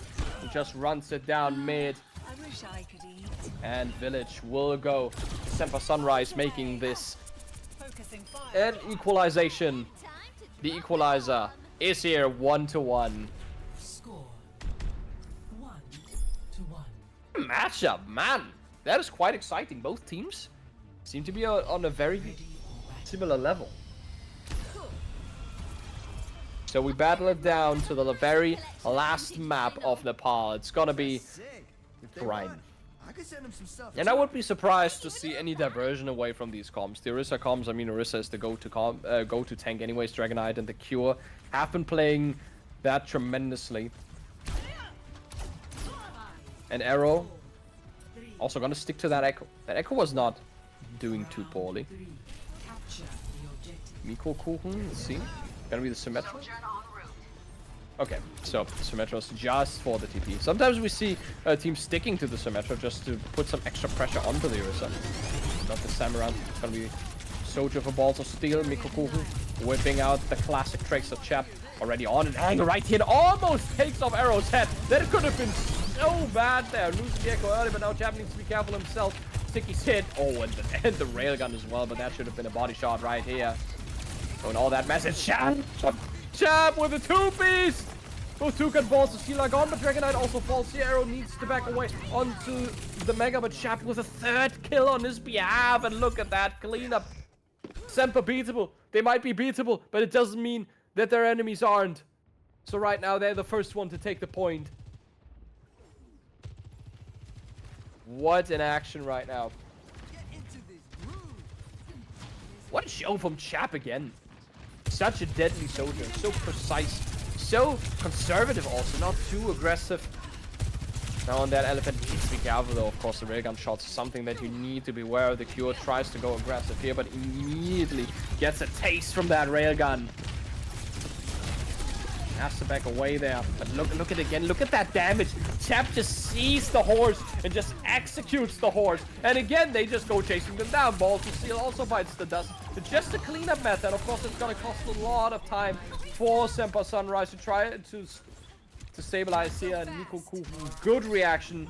Realizes that the Cure is coming back from spawn. Recalls just to get in position. And they still have this point. The percentage. It's ticking up 53%. And now we're looking at more and more ultimates coming up for both teams, actually. But the dry fights, they look so great because Chap is just on the map. He's just the deciding factor right now. Overclock up for it. Look at Balls of Steel. Balls of Steel, 63% in overclock. It's such a difference now, but now that's gonna be the copy here. Used Tuka will get the kill though. The Riku also postform has been used to no avail though. Arrow with the copy. Taking another aggressive angle here together with the Q. The actual tank is not going to get the Terror Surge up though in time. He's going to be thrown out of his copy. Drops a little bit low. Needs to get away. Balls of Steel gets the kill now. Delta. They have already flopped the point as well. So they could just back out. Just go for the reset here. Now with Dragon Knight dead anyways. Was out of position. They are just stuck in front. But 78%. That's something that Semper Beatable can absolutely work with. They still have 3 more ultimates to go. One of them being overclocked. And there's no beat, right? Tuka is now on the Moira. So you want to have heavy healing instead of the speed boost, instead of the beat as well. Thanks for the help. And that is usually the call for Chap. Needs to go for these kills. So then front is gonna be the Cocoon Rush. But immediately answered with a beat, so you want to gain more stability. And as we were talking, Chap, the first one to take a kill here. Terror Surge will pull him away, but just not for long as the slide comes in. Gets the kill once again, so Tuka as well. The entire support line just kissing themselves goodbye. And there you go. That is the flip from Chap. 82% and counting. What a lad. Chap is such a win condition right now. The heaviest, the best. But can they make it through? 90% and counting still. There's gonna be a recontest coming in. Balls of Steel has the own overclock. Need to make it on the point. The Cure will touch it now, so there's gonna be the overtime pop as well. Dragon Knight answers with a Terror Surge. Delta with the first kill, and it's Arrow falling here. Balls of Steel, that does not do anything, that overclock. Chap again with 2 kills. It's just an absolute massacre. Semper beatable. Well, they show off at the time where it counts the most and win Nepal 2-1. What a show from Chap. Is Chap gonna be the whole of the party? Abso-freaking-lutely, guys. Hell yeah, brother. That's what we like to see, right? That's what we like to see. And would you look at that? Semper Beatable coming from the Battle Division. As the champions, as the crowned ones. We recently just saw them pop off against Mithrix. And now they are playing against the Warrior Division. And they win against Sunrise. At least the first map. Of course, this is Nepal. It's 1-0 for them, which means match point. We are again at a 1-2. The entire day is going to be 1-2 today. And they're looking mighty. Sunrise okay, they need to really stabilize, and they have the next map pick, and it was quite quickly decided we're gonna go to Blizzard World again, which was exactly the map we saw earlier as well, which provided to be quite the banger. So, you know, be thrilled as I am. It's gonna be an absolute feast. Semper, Sunrise, they have to show off. They have to win this map to stay alive in the series. So far, we have to say beatable. Hey, it seems like they warmed up. That map against Mithrix, Antarctic Peninsula that they dropped might just be a blooper. We'll see about that, because right now they just looked so good. Disciplined on Sanctum. Then on Shrine, it was just the Chappy Chap show. Village, well, we're not talking about that. In case of beatable, that was just Sunrise's map. They just were so good on keeping the choke alive, on making sure that the access was denied at almost all times. So let's see. It has to be again a reverse sweep if Sunrise wants to stay alive here and have a shot at making it into the grand finals. But right now, Semper beatable in a fantastic position. We'll see. Whenever we're ready, we can go in. We can go in. We want to see the games. But, well, that's going to be in due time. So, both teams on the Orisa, we have seen that. Arrow, for now, was on the Hanzo and Echo. Which, well, the Hanzo, I mean, on Sanctum, it just makes sense, right? You have long sidelines. And he also had a lot of pick potential. We saw him pop off a lot, especially against the Tracers. For some reason, the Tracers were such easy pickings for him. It was almost scary. But overall, the Cure is the one that just can't really play too aggressive, because Chap, always when the Cure presses that great W key, just gets clicked. You immediately force out a cooldown, or even two out of the Orisa. And after that, well, Orisa still has a very cooldown-based game. So once your cooldowns are out, especially the Fortify, you need to lean back. You need to make sure that you don't overcommit too much. And we saw that either you just lose the space and you lose time, or the Q just dies in front. You can't really go too aggressive. And Chap was so much better in controlling that than Balls of Steel was. Even though we saw there wasn't too much Sojourn really picked from Sunrise. We saw it at the end from Balls of Steel, but Balls of Steel couldn't really carry those duels against Chap. Chap was just too good on that Sojourn, and that is right now, well, the main reason why Beatable is looking so good. They are playing that Sojourn, they're playing that against especially the Cure, just to make sure that the Orisa can't really press W and can't really stay too long in the fight. And that proves to be not just noteworthy, but just very valuable. So, Blizzard World, up for grabs. The weather's great. Let's see if the theme park can provide the show that we are expecting of these two teams. It's certainly gonna be a banger, I can tell you this much. We know that much. I mean, let's be real. Let's be real. So, Blizzard World, remember, 1-0 for Semper beatable. So far, their performance stands out. They look so good. But can they finish what they started against Mithrix? It was looking quite grim at times. But against Sunrise, there might be something in. But look at that. Of course, we have Blizzard World, which, as said earlier, is usually a dive map, but with Orisa being so good at avoiding dives, at making them painful to play, usually you can still play Orisa comps into that, and Semper beatable knows that. On the other half, we see something that kind of looks like a Mithrix comp, but not really. We have Kirito and Tuka on the classic dive backline, which is the Anna brick. We have a Doomfist again. That is the second Doomfist we see today. Usually you don't see that much. When you see dive, it's usually gonna be a Winston. But, well, in this tournament it seems like, or at least in these divisions, the Doomfist has grown fond. Has grown onto these teams. And thus they will play that hero. Also interesting skin, don't see that skin much. The Funk Doomfist of the Cure. so they're taking it slow. Know that the Tracer's on the box, that's why the ping was there. Jab, of course, gonna be one of the main targets here. Dragon Knight is not on high ground right now, so they could try to make it on here. Dragon Knight is just anchoring point. That is usually the signal that you need to go in. Of course, they could just drop onto point, but you force them into the open with that. And now that's gonna be the attempt. The Cure goes in, eats a lot of damage, gonna punch the Lucio down, and Arrow is exactly gonna make use of that, and the punch down to Chap, perfectly timed. The Cure is up on the scene. Not looking too bad. Gonna be also the Mega for him. And thus, there will be just the cleanup going in. That was so well played, but still they need to finish off a few more targets. Because he's still alive, not for long though. Aaron, next target on the list. But again, they will finish off that kill, and that's gonna be the first point capped for Sunrise here. Okay. Good stuff from them. They know what they're doing. Very pog, very good.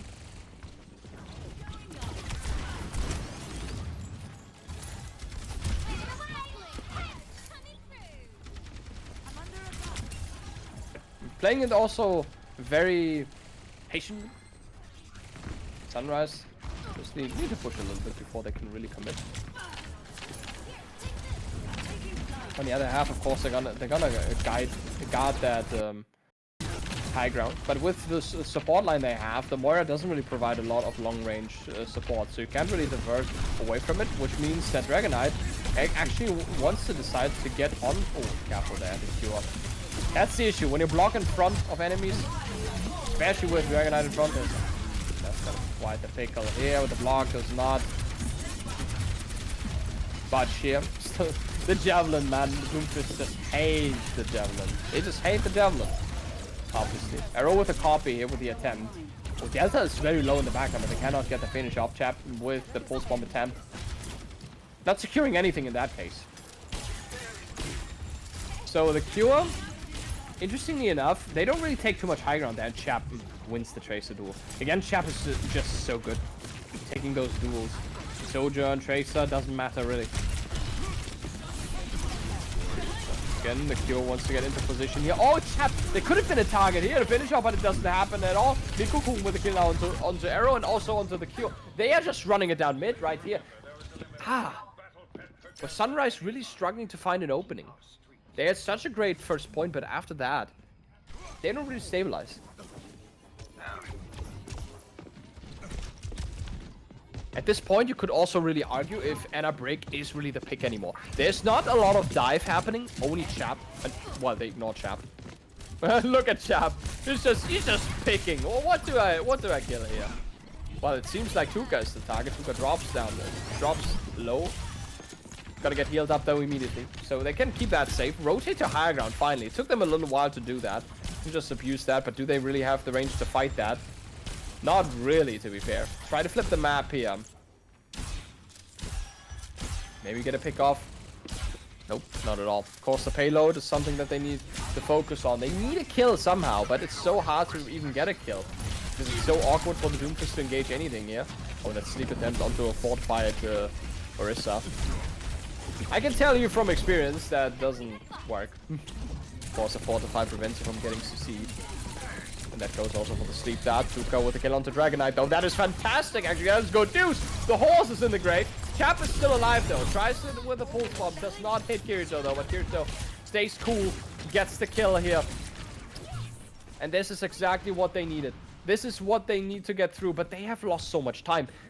Still, they're sitting pretty on some ultimates. But on the other half, we have everything except that pulse bomb from Chap. Not gonna be easy on either team. Well, there's the try though. Maybe Nikokun will roll out into safety though before Arrow can really stick. That beam copy is gonna be used here. Arrow knows that he would have died otherwise. Oh, that javelin would have been so nasty if you use it against Delta. But this stick onto Delta, so good. Doesn't matter though. Maybe not. The backline is gone. Both Tuka and Kirito, they bite the dust. So despite of getting that coalescence out, you lose the fight because you cannot keep your backline alive. Oh my, that is That is bad. That is very bad for Sunrise. Can they even recover from this? 1 minute still to go. The Cure takes the swap of swaps, goes onto the Winston. So we have a classic dive composition right now. Really the question what you need the brick for. Really to keep people away from your Ana, of course. But who's really diving for that? Maybe Chap. So, I know. Oh, everybody's gonna be pulled into that choke point, but nothing will die to that. Also was the rally committed. No kills so far, and Chap is the first one though to lift the curse. Also still dead. 20 seconds. Semper Sunrise running out of options. No ultimates for them. On the other half, we have a beat and another pulse bomb for Chap. It does not look too great. They have to make something happen. It's going to be an absolute miracle work if they can make this happen. But Chap is in position. Balls of Steel might be the first one to get picked off now. He swaps target to Arrow. But can he stick the shots? He can! Delta will be the one to get the pick off, but it doesn't matter. Has to recall here, Chap. Now forces to recall a Balls of Steel as well, and who drops so very low. Chap looking for the target here. It's just the Winston in front. He's going to survive a little bit. Now with Kirito dead. Lots of healing is gone for Semper Sunrise, and they are on their last legs. Can they keep it alive here? It does not seem so. For now, Balls of Steel will die here as well. And now with the Cure dead and Tuka making it back on the point just to get finished off. There's not much to see here. Semper beatable. They are just too clean. They are just too clean. I can't. Initiating match. So, it's not over yet, to be fair, for Semper Sunrise. They still have a chance. They need to hold this, though. Now, against a very confident and brutally efficient Semper beatable. They are so disciplined, too. Did you see that on the defense? Did you see them even tweak once? There was one time where Dragonite was caught in the little room where he got finished off, actually, because he was cut off from his supports. That was the only time when they really had a shot at capping second point. That was it. But that was still a long way to go. They couldn't cap it. They just couldn't. So even on dive maps, you can see that playing around an Orisa that just makes diving so hard. Yeah, it's just not an option anymore, it seems like. You can just anchor on high ground, just keep it chill. And the attack can also just be what they're looking for. We see a full-blown poke composition from the side of Sunrise. Try to switch things up. Poke out the enemy. Tuka. Pick the Zen here. Makes sense, especially on the Orisa, but look at how fast they need to get away from this high ground. Now, of course, they need to take the other high ground, but setting up takes a little while, and there's a Lucio from Aaron speeding that mass destruction weapon of Orisa into you. Arrow tries to get a pick off here, does not hit his arrows though quite, but as I speak, he just did that. Oh, what a headshot he under there. Immediately on. What a shot also. So kiting away actually works wonders. They will be just stable enough and win the first team fight. That is good news. That is fantastic, actually. It looked a little bit grim at first because they needed to get off their high ground so fast and were dropping so low. It really looked like they could make this happen, but Dragonite got picked off first here on the Orisa, realizes that, well, honestly, this is a dive map against the poke composition. We might as well just commit onto the Winston, who is better in contesting that that space up top. So that's exactly what they're gonna do. The Sigma is not gonna have too much fun with that. Obviously, there's gonna be the kill though, on both sides. Oh, Mikokuru is dead here. So there's a chance for beatable. Oh, that angle on Dragonite also goes in for the finish off, and that is exactly the call for them. That dive composition, way too good right here. And they keep up killing. And they will eventually cap this point. So, good news for all the beatable fans out there. Because the first point is going to be capped. Lots of time for them to work with against that poke composition. Now's the question. What do you really do? It's so hard here. The Cure will get Chap out, though. So maybe you can hold the space a little bit closer. But you're so susceptible to dive if you do that. You don't really want to invite the Winston in with the picks you have. But there needs to be something, right? Some glimmer of hope left for Sunrise to make this happen. 4 minutes to hold. Just on this point, they didn't make it too far. All 5 ultimates available. 4 ultimates for Sunrise. Oh, he lifts up the Lucio. Yeah, but the bubble! He lifts him up in the bubble and he cannot secure the kill. At least they get Dragonite out, though. So this is still extremely winnable with having the tank gone. But you immediately see beatable. They do what they do best. They are disciplined. And just as I say that, Chap is the one to be not disciplined and try to take that duel right in the Cure's face. Where Balls of Steel is also around. So that's going to be another stagger kill. More time off the clock. For how long can they do this? Yeah, ultimate cycle still intact, but for how long? It's gonna be now the Dragon launched in right in that into that Kitsune rush, and Arrow gets the kills on the Delta and Aaron. Both of the supports are dead, but you still commit the beat to that. At least you tried that. So, there was actually an Ajax that beat did not reach anything. We still heard the voice line though for some reason. That was really weird. But there you go. You crack that backline open.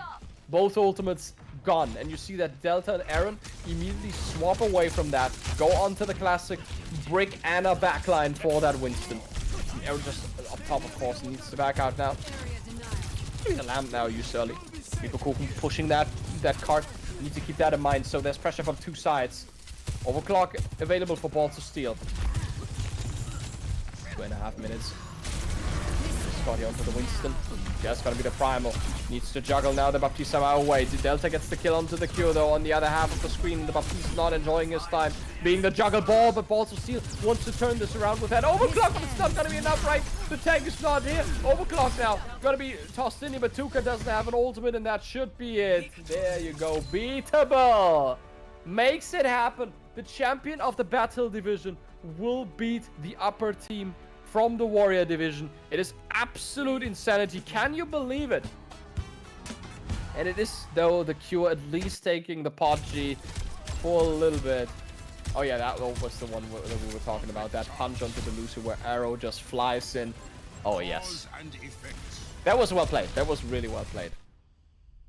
But it is so easy right now to shut down the Doomfist, which then led to this, scrapped point B then after all. So Semper beatable makes the impossible possible. A team rising from the Battle Division, beating a team from the Warrior Division, just like that. Clean sweep, 2-0, and also in a very dominant matter. We have to say, okay, Nepal, Nepal was a 2-1. It was a little bit closer, but we have to say on Shrine, we already saw the signs on the wall. It was there. The writing was on the wall. Okay, this team has finally adjusted to Semper Sunrise, and that's exactly what we have seen afterwards. Even on the pick on Blizzard World, they could not succeed. We saw Blizzard World earlier from them against Mithrix. They won that too. And now against Sunrise, the same deal. They have qualified for the final of getting that spot in the grand final, and their next opponent is Semper Meteor, even a tad higher than Semper Sunrise, what we just saw. So this team is, of course, going to be a whole different challenge with 2 players actually from the Uniliga, 2 very known ones. So yeah, be excited for that. I'm excited as hell. Semper beatable. What a run until now. Let's see if they can finish the job against Semper Meteor right after the break.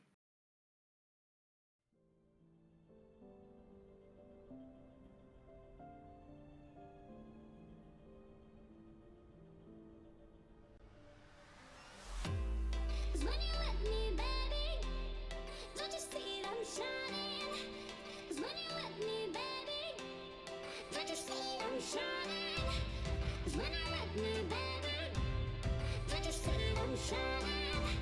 Cause when you let me, baby, don't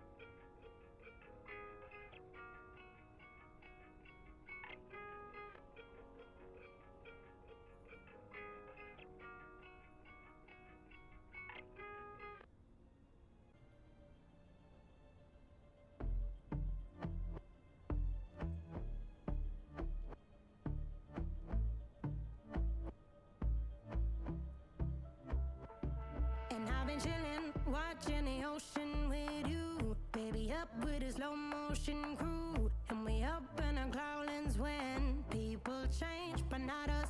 And we just chillin', kicking it, kissed by the sun. Could be soaked to the skin in the mall soon. I know she got the good vibes when seasons change, but we're the same. Even if I lost all my money, the zero runs deep, honey. And I don't need to speak.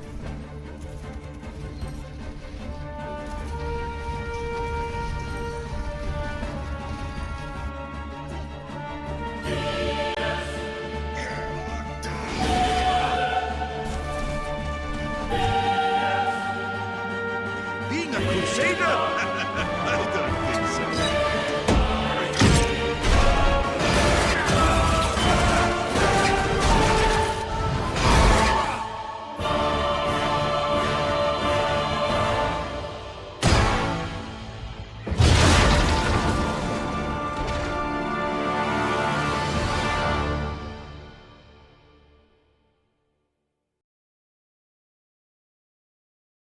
Oh, suddenly something changed, huh? Welcome back to, well, right now the last game we're gonna see. Semper Beatable was able to beat Semper Sunrise after all and make it now into the finals of the Warrior division. So right now this team is cutting through everybody. And so far, I was the only one casting this absolute masterpiece of a tournament. But for the last match, I have gotten some support, and it is none less than Turbo. My man, it's so good to see you right now for the last match. How are you doing? I'm perfectly good. Sadly, I couldn't be here any earlier. I was caught up a bit with exam stuff, but now I'm here and well, happy to support you. No problem, man. I mean, exams, of course, little bit more important. Just a tiny bit more important. Glad to have you here, man. Yeah. No problem. Welcome to the show. So, well, without further ado, the lobby is pretty much set, and Nepal is going to be the first map of this first to two matchup. Let's talk a little bit about Semper Meteor. Do you want to do the honors, Turbo? Sure. So Semper Meteor is a team that I personally, of course, know. I've actually played quite a few times for them as a ringer, so I know a lot of their players. Starting off on the DPS number one, we have Sev. Sev, known for his hit scan. I've seen him. I don't want to say he's a god, but pretty much capable, and I believe he's gonna show us some very good hit gameplay today. Um, Queed, Queed. What can we say about him? Echo, as Echo is very decent. I hope to not see too much Echo Pocket today. I would find that pretty boring, but why not? Um, Also, very capable player. Can be pretty annoying as a teammate, I must say. But what can we say? You're really What can spilling we the say? beans, huh? Uh, skill doesn't lie, sadly. So that's what we have to say. Then on the tank, Spicy. on the tank we have Kiyoshi.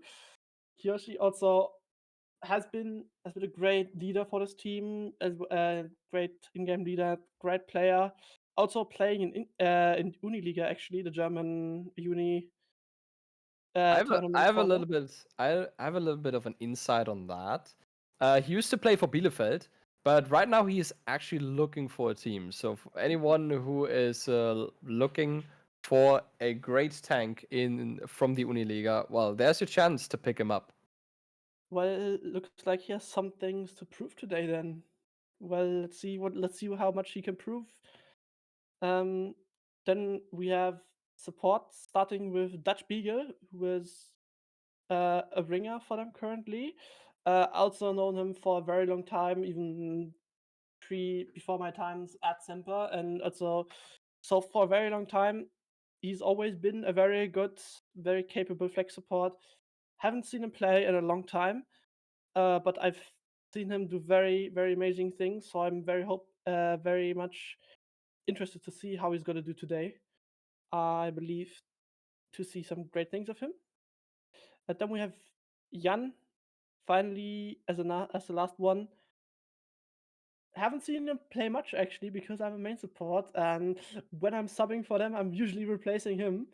Uh, so, Sure. um, but of course, gonna be happy to see how he performs, and of course, as part of this team, a very good team, I think, and I believe they're gonna show some very good performances today. I'm very happy to have you here, Tobo. There's so much spice right now. With me just babbling your ears off, guys. I think it was getting a little bit boring, right? So right now we have the actual playmaker, the MVP, on the co-cast today. Mwah. Okay, this is ought to be a fantastic last match that we're ready for. So whenever you want, give them the ready sign. We can go in whenever. But yeah, Semper Meteor. Well, let's see how they do it. I mean, when I see this caster sheet in front of me and I see the ranks, this is quite the difference. I mean, we're moving up. Semper Beatable, getting into the Warrior Division's finals like that from the very quote-unquote bottom as the champion of the Battle Division. It's just so impressive. And now they have to face off probably the hardest challenge today with a team that almost has entirely GM peaks. And, well, earlier on in Nepal, it was a little bit closer against Semper Sunrise. It was a 2-1. We saw that earlier, with especially Chap just popping off. No changes on the side, by the way, of Semper Beatable. They stick to their guns. They will play the same roster they had earlier. And, well, knowing Semper Meteor, that is you, Turbo, or Turbo, what do you expect as comps? All I can say is this looks somewhat possible. I know they're not gonna play the Junkrats. I think what Beatable is currently showing, they are not showing what they're gonna play. Let's put it like that. The monkey could be a possibility. Now this looks a bit more what I was expecting. From the side of Semper Meteor. However, I don't know how they're gonna play against this Beatable composition, because Beatable a lot more capable with this rush composition. Especially that Orisa that has been healed up so greatly from Delta and Aaron is so hard to get any access, but before they can even get on the point, they just get cut off, and Quid gets the kill onto Chap, so you got that pretty easily saved. Aaron though will get Seth, so you trade that out. You cannot secure the kill onto the Lucio. Instead, it's Miko Kuchen just going absolutely ham on that. Getting the Echo as well. Jan will go for that res. Does not work though. I think it just got cancelled. A point, guys, point. There's a point. Thank you. So Semper Beatable, despite of losing Chap early, they look not too bad. Kyoshi also quite the pickle here. Could be finished off as there's no jump available. And that is exactly what's going to happen. So, still, Semper Beatable, they seem to be in a great form. Of course, yeah. It seems like they're in a very good form. You can see that they're playing a lot more meta-like. Oh, there's a pick. There's a pick on the Tracer. That's already a good start. But you can see that they're like a lot more, like, I feel like meta-heavy. But also, they're just playing a comp that's very good against these dives. That's gonna be coming out of Semper Meteor. There's actually the Echo Pocket, by the way. You were, well, complaining about that. There it is. It's gonna be some pressure now onto the point. Guido, no, with the angle onto the side, but again, it's Aaron with another kill. This time it should be Dutch Beagle, who is named here.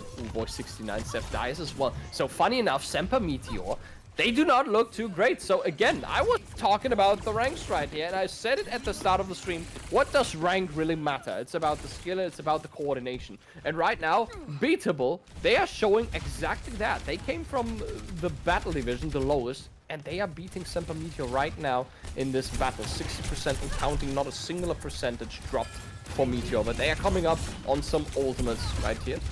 Look for maybe a copy. Not gonna happen too early. It's gonna be the coalescence now. Copy onto Dragonite, so you have another Orisa, you can clear out that high ground they immediately need to drop here. And there's the Lucio that they could kill. The stick though will at least cancel the copy. The Lucio's still alive though, funny enough. I don't know how Aaron managed that, but he somehow stays alive. Will launch the beat as well. 85% in counting, but Kyoshi at least gets the kill on the Chap, so there's an opening now with Aaron. Does he fall now finally? Excuse me? What? Wait, Aaron's still alive. Okay, now finally. That took a while to release him. But, you know, it's okay. Semper Meteor will flip the point here. Nico still there. Almost gets the pick off onto Jan. Tries to get onto the Mercy. Does not happen, though. And finally, they take the point, but 99%, that's something to come back from. Yes, indeed it is. I'm still surprised to see them on this monkey right now. I thought they would have like realized by now that they're gonna have some problems with it. As you can of course see, Chap putting on a lot of pressure on them, but they're sticking with it, and now it seems to be working for them. So what can we say? What can we say except the work? So Chap having the overclock here. Soon Rush as well gonna be committed in that.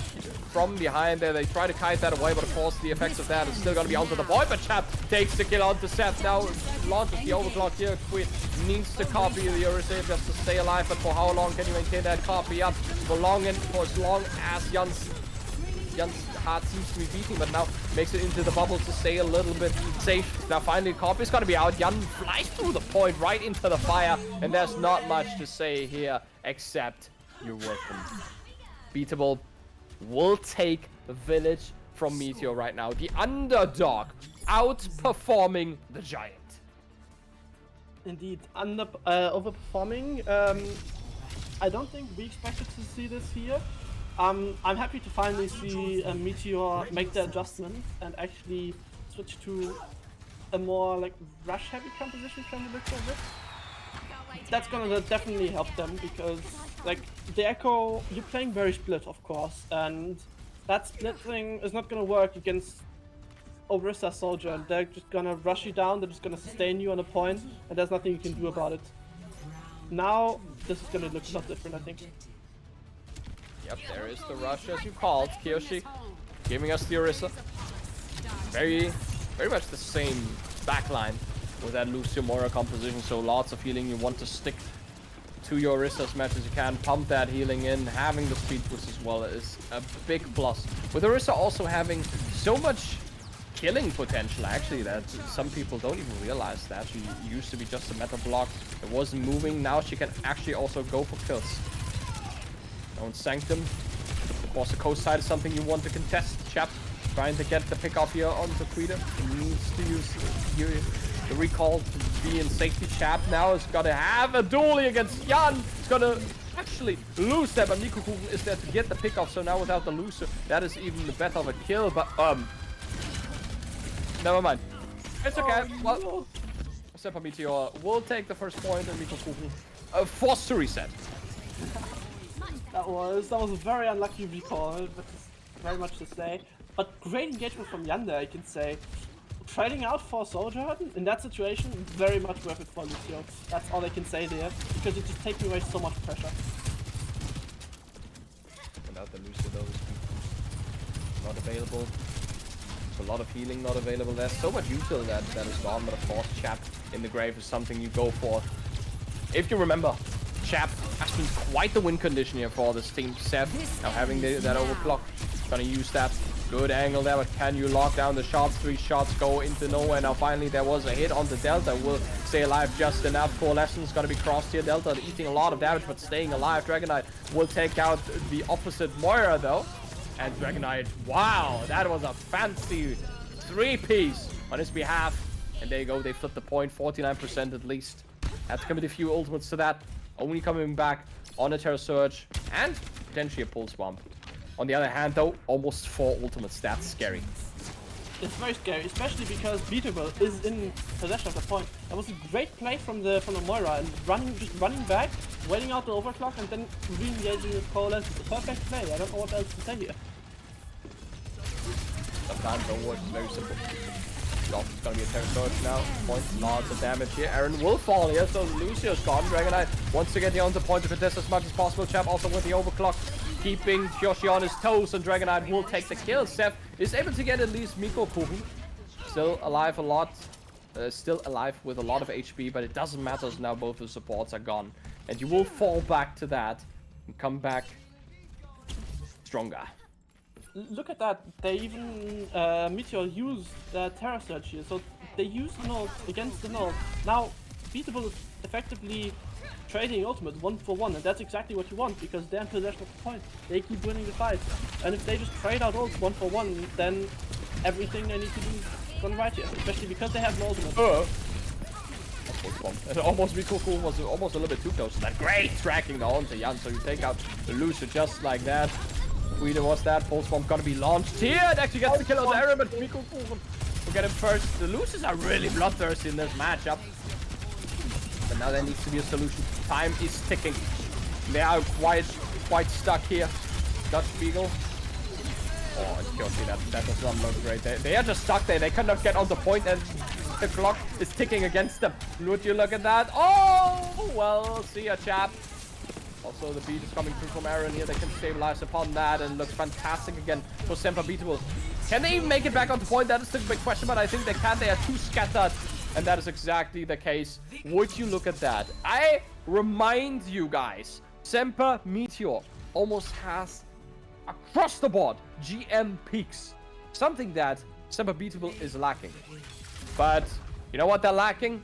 The first map. It goes to Semper Beatable. Can you believe it? Oh no. Invent your way out of that one. Oh no! Wait, 2 environmental kills. Ha! Ha! Ha!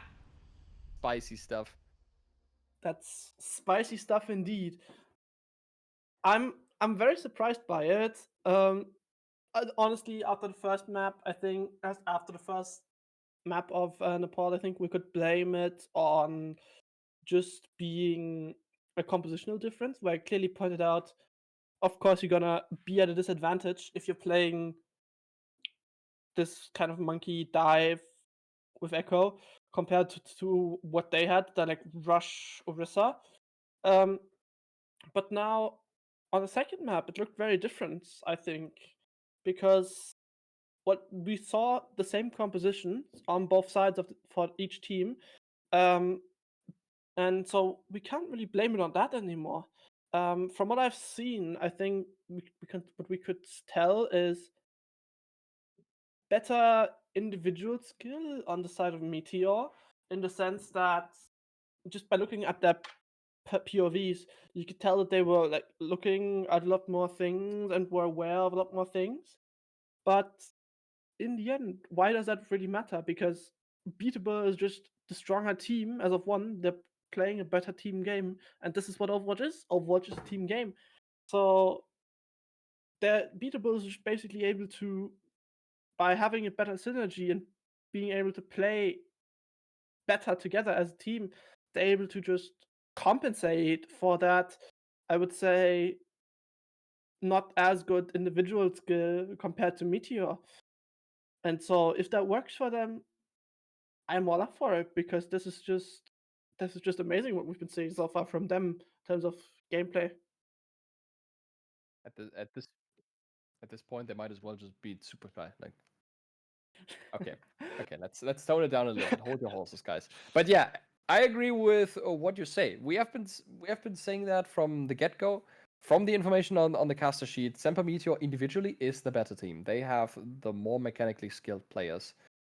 They have the more experienced players, but you can see it right here. What does it matter if your coordination is just better? Semper Beatable, they are picking up so much steam, so much confidence as well. They have beaten out 2 teams in one day, one of them already being in a higher division than themselves. Now they are facing off against the division leader. Remember, this is the Warrior Division's finals. This is Battle Division champion versus first place of the Warrior Division. And they are literally having them with their back against the wall. It's absolute insanity. But there's still a map to play for them if they really want to take this home, and it is again.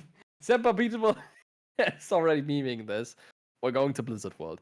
What else? Yes. I mean, Blizzard World gonna be interesting. It's an interesting pick. They're gonna be good for Meteor. That's for sure because the pick favors their composition. If we see them playing their Monkey Echo again, it's gonna be better for them compared to what they had on Nepal. Question is if that's gonna be enough.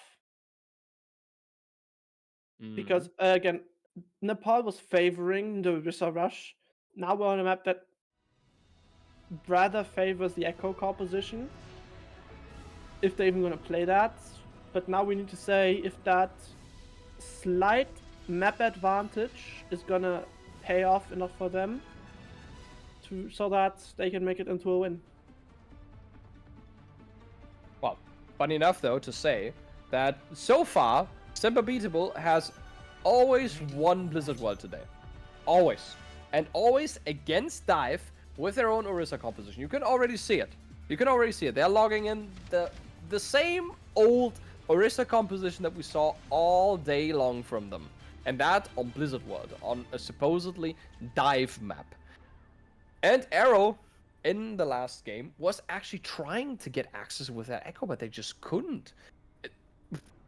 So, but now this is a different team. Semper Meteor is slightly stronger individually, so maybe Quida is the one to show off that this Echo can indeed be a problem. So Dragon Knight needs to be on his toes all the time. And I'm really curious to see if they can break this so strong team right now. It's gonna be that Lifeweaver tactics. It's not gonna work out there. Yeah, that I think it also that pedal platform was not supposed to go there. You go to the left corner there and just get a pop shot for free on Seth, who is right now rolling out on the Widow and actually makes it into main, so it doesn't go back.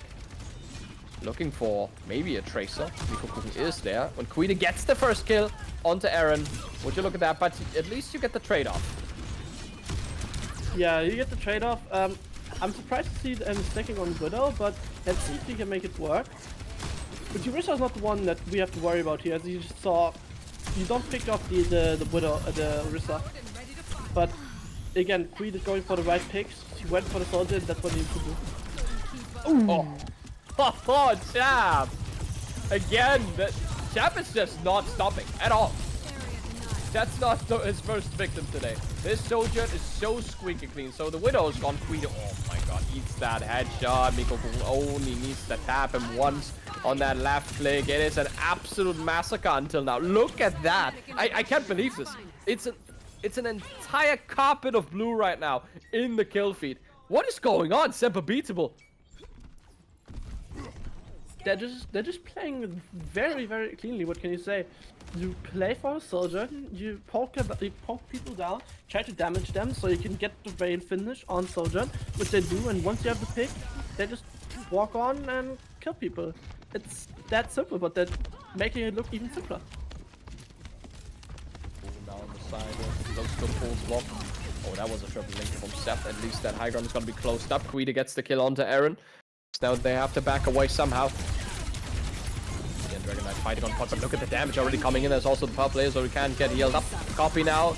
Engage. Mikokuchen will get finished off there finally, so all the space in the world for that team of Meteor. The first team that really looks so confident, that looks actually good, that makes Semper Beatable actually look beatable on Blizzard World. That's their first point for sure, and the time bank still in a good position, more than 4 minutes available, and 2 ultimates still for them. The Primal Rage, of course, to contest a little bit longer, and the Nano, well, for all purposes, whatever you'd like. Yeah, of course, the ultimate don't matter as much here, because the important thing was for them to cap first, and that's what they did. But that's exactly the thing, this composition of Meteor has a lot more advantage with ultimates. They can use a lot more, like, ultimates are a lot more important for them.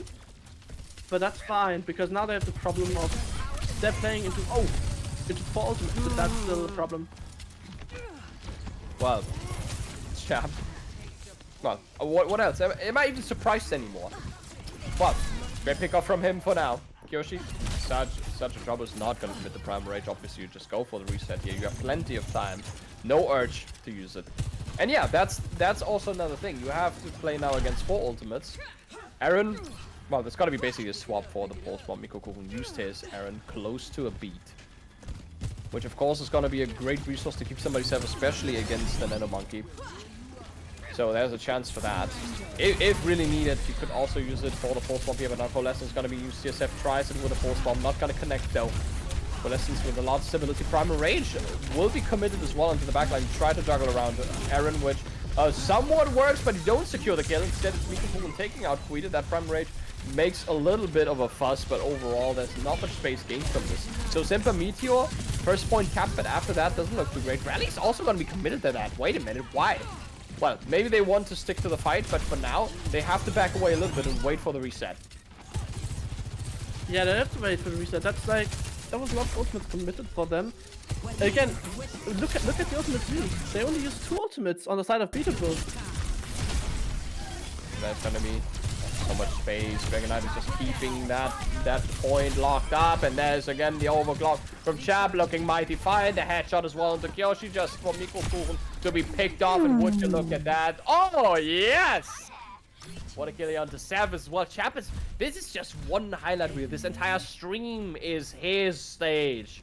And so far it's looking great. More than half of the time bank already scratched off for Semper Meteor.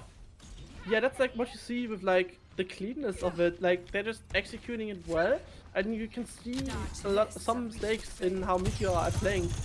Now they're scrambling for solutions, and that's what they switched to Sigma in the hope that this composition will work better for them.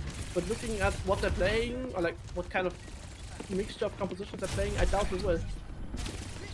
So far they have been looking good against the Sigma here, or usually would pick that because of the poke potential you have, keeping people at bay. But actually the Orisa isn't too bad at that. Force the lamp here early, so now you have a chance again to get the kill. And Kyoshi, the first one dying here in front without the tank. Usually it gets very iffy, and that is exactly what we're seeing. They're trying to take the space here early. Mikokuren with another chance here, potentially. But doesn't get a pick off here. Semper Meteor back to the drawing board for now. Yeah, back for the drawing board. You see them switching to Orisa now because, of course, the Sigma, he was just He standing gave up. alone there in the front line. He was nothing to do. He just got rushed over by the Orisa. So that's why I never understood the pick.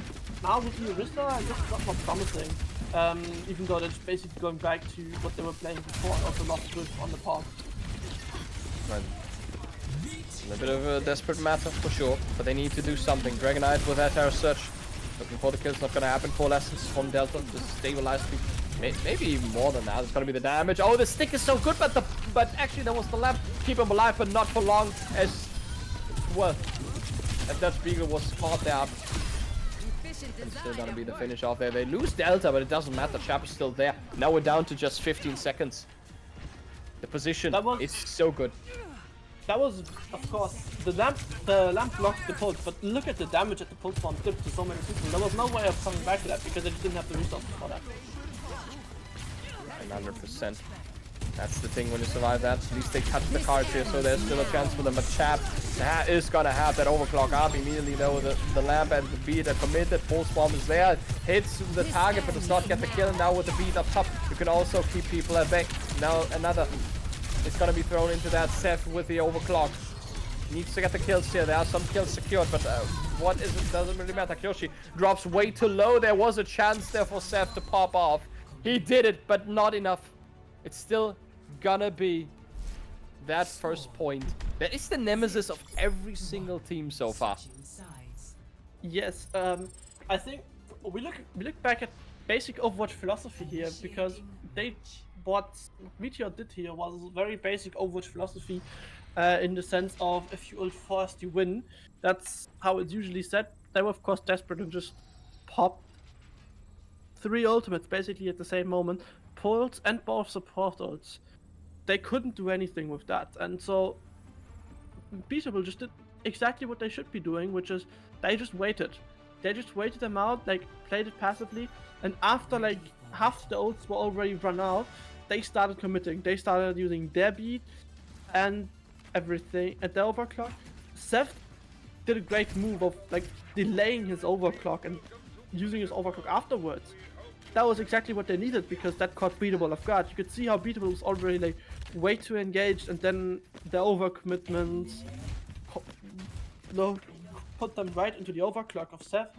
But that was just way too late because by that time all the resources from Meteor were already used up, and Meteor had nothing else they could throw at it because half of them were already dead. So again, we see great team play here from Beatable, especially great knowledge of Overwatch team play and how to play all of this. Sometimes the textbook is what you really need to go for. And now they have basically the win of the Warrior Division on the silver platter. If they can finish this attack. They don't even have to finish that much. We have seen them hold again this infamous first point. But can they finish it? We see poke composition coming out with an echo though from Quita. So you have a little bit of high ground control and be so aggressive. You need it onto Dragon Knight, who uses Fortify there a little bit early. See them play a little bit slower. They're waiting for the team to get into position, which is now going to be the case. Jap was the one to watch. Absolute MVP so far today. Dragon Knight goes in aggressive, but look at that. The lamp's going to be forced here, and Jan is such a pickle. Got to be healed up there, but space is already taken. You have one tick already. Aaron. Oh, that's gonna be so annoying there up top. And Chap again with a kill on Sequita. So you open that up, another one on his behalf, and now this is just an absolute witch hunt at this point.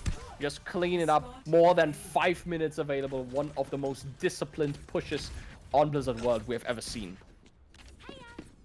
It's great to see how well the Unbeatable just executed that. They saw Kiyoshi on the Sigma, on the a bit more bunker style, so they did exactly what they needed to do. Force him further and further back, and then they could just cap, because Kiyoshi couldn't stay on point as they were just rushing him off. They just slowly went back. Pause. There's a pause. There's a pause. Again, you saw there's a pause. You saw that like they just had to slowly kite back on the side of Semper Meteor. But that didn't matter for Beatable because they were already on point, and once they were on point, there was very little chance for Meteor to ever fight back and get back onto that point at all. So again, we see great execution here. We've seen some success that that Meteor are showing, but again, I feel like they're just not operating as much as a team, if you want to say it like that, because you just saw like Seth get caught off by Aaron up top. Of course, shouldn't happen. But that's how it is right now. Oh, we're going back. It's unpaused. Hello, producer. Producer. Okay. Producer, hello? It's Producer! currently going on. Hello! Hello. Produce! There's a match! There's a match going on, folks! Look at that, we've missed almost. Beautiful producer, Adi. Don't worry, we love you. Yeah, of course. Don't panic. So, very close already to finishing this map. Such a pickle. They couldn't make this, and they might as well. Copy also available. How long can they hold up? Oh, that's gonna be not Quita, but the beaters are already in. Almost pushed it here. How long? Oh, I can smell that C9 happening. Very, very soon. Kyoshi's gonna be pulled in. Good lamb though to keep Kyoshi alive, but for how long can they maintain this? Still a few kills are coming in. Delta's still alive though, and that is the healing source that you need just to push it over the finish line, and that is the means that Beatable needs to finish this. They have won every single match today. They are also the champions of the Warrior division. They came from the bottom and they are fighting towards the top. So, what do we have here? They are now qualified for the champion division in the semi-finals. So, congratulations to them. Fantastic. Another 2-0. Semper Meteor was the opponent. None less. And they have rocked this show like it was nothing.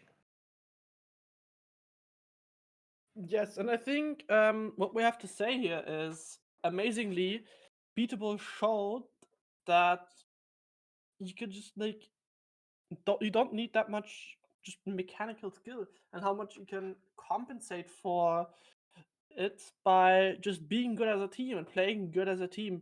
They showed us, in my opinion, what Overwatch 2 has kind of been lacking a bit, and there was team play, coordination, and how much that really matters. You could see that every one of them was pretty much on board, and that they were all ready at the right moment, and that they were listening to their team internal calls of what they needed to do in that moment. That's what they did. That's what they've shown us today, and that's just purely amazing in my opinion. I've always advocated for this, and this is, I think, what you could see, like, good reviewing in the after scrim, good coaching. This is the result of it, and not only all of the playing ranked, trying to get better individually, because you don't need a team of individually very skilled players. You need them to be able to work together and listen together, and this is what they've done, and this is what they've shown us today in a very synergizing composition, which they seem to have practiced a lot. Um, Very synergizing composition, and also in a very synergizing team player meta. And they have been working like a hive mind today. We have seen them in all styles as well. Like, okay, usually the compositions were very similar. Of course, the Orisa was in front. I mean, it's the go-to tank right now, so there is that. But outside of that, of course, you should never ever forget the rest around the tank. And Miko Korun, Chap, so deadly, both of them. Delta and Aaron, such good backbones as well. You say it. This team is so synergetically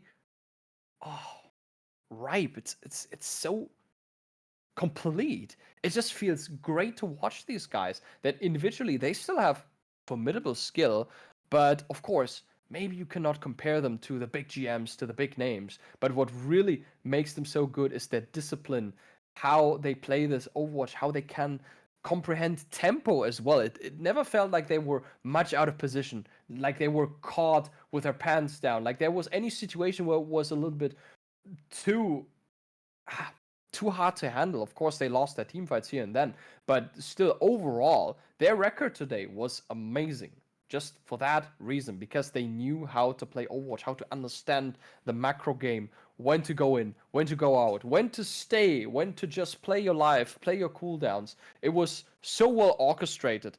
One cannot deny how strong this Semper beatable team was, and they have made it now into the the Challenger division. To face off Chemnitzer Drüberschaububen very soon.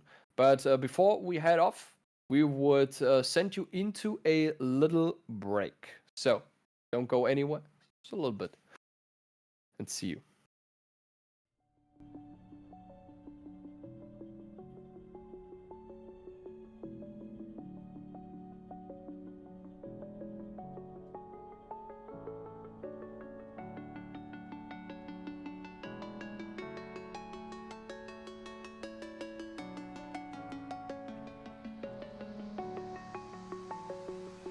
I'm alone, I'm a broken home. I gave you all the bricks that I own and know.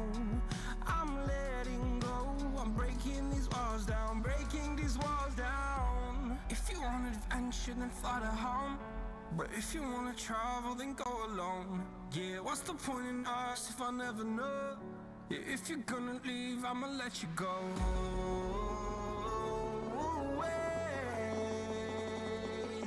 I'm tired of the pain. Go away.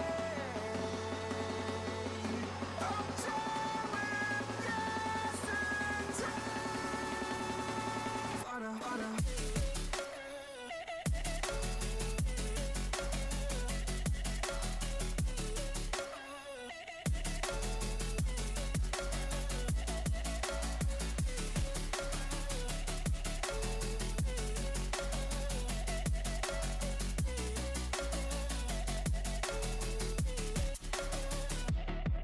I fell where my demons dwell. My own little nightmare, I call it hell. Oh well, it's time to get back up, climbing and climbing. I'm done with this ride, is what I tell myself, so I could feel something else.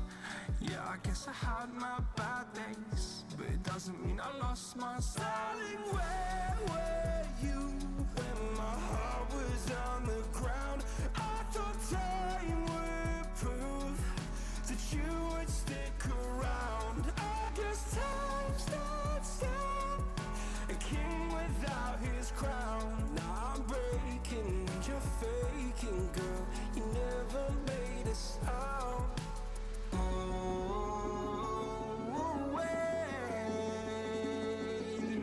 tired of the pain.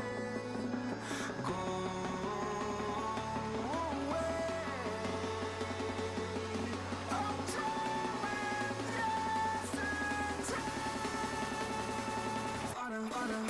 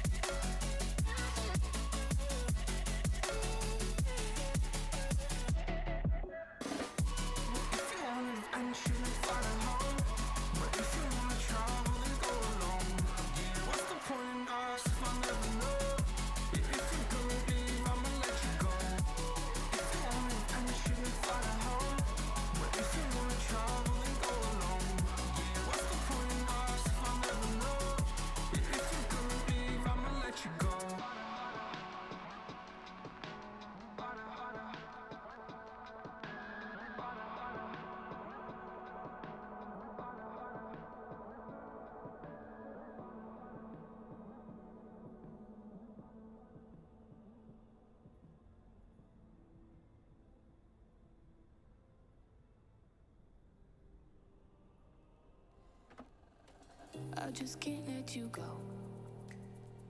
Lord knows that I've tried to. You said I was the only one. No one likes being lied to. You made this mess and left me with the pieces. Now I wanna burn all the bridges between us. I can't focus, I can't forget. I've been thinking too much lately. I just need to clear my head.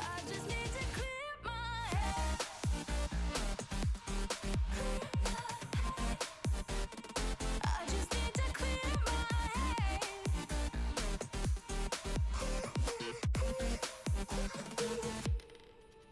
I've been stuck on your memory, but it's not like I need it. And we may have some history, but we don't have to repeat it. You made this mess and left me with the pieces. Now I'm gonna burn all the bridges between us. I can't focus, I can't forget. I've been thinking too much lately. I just need to clear my head.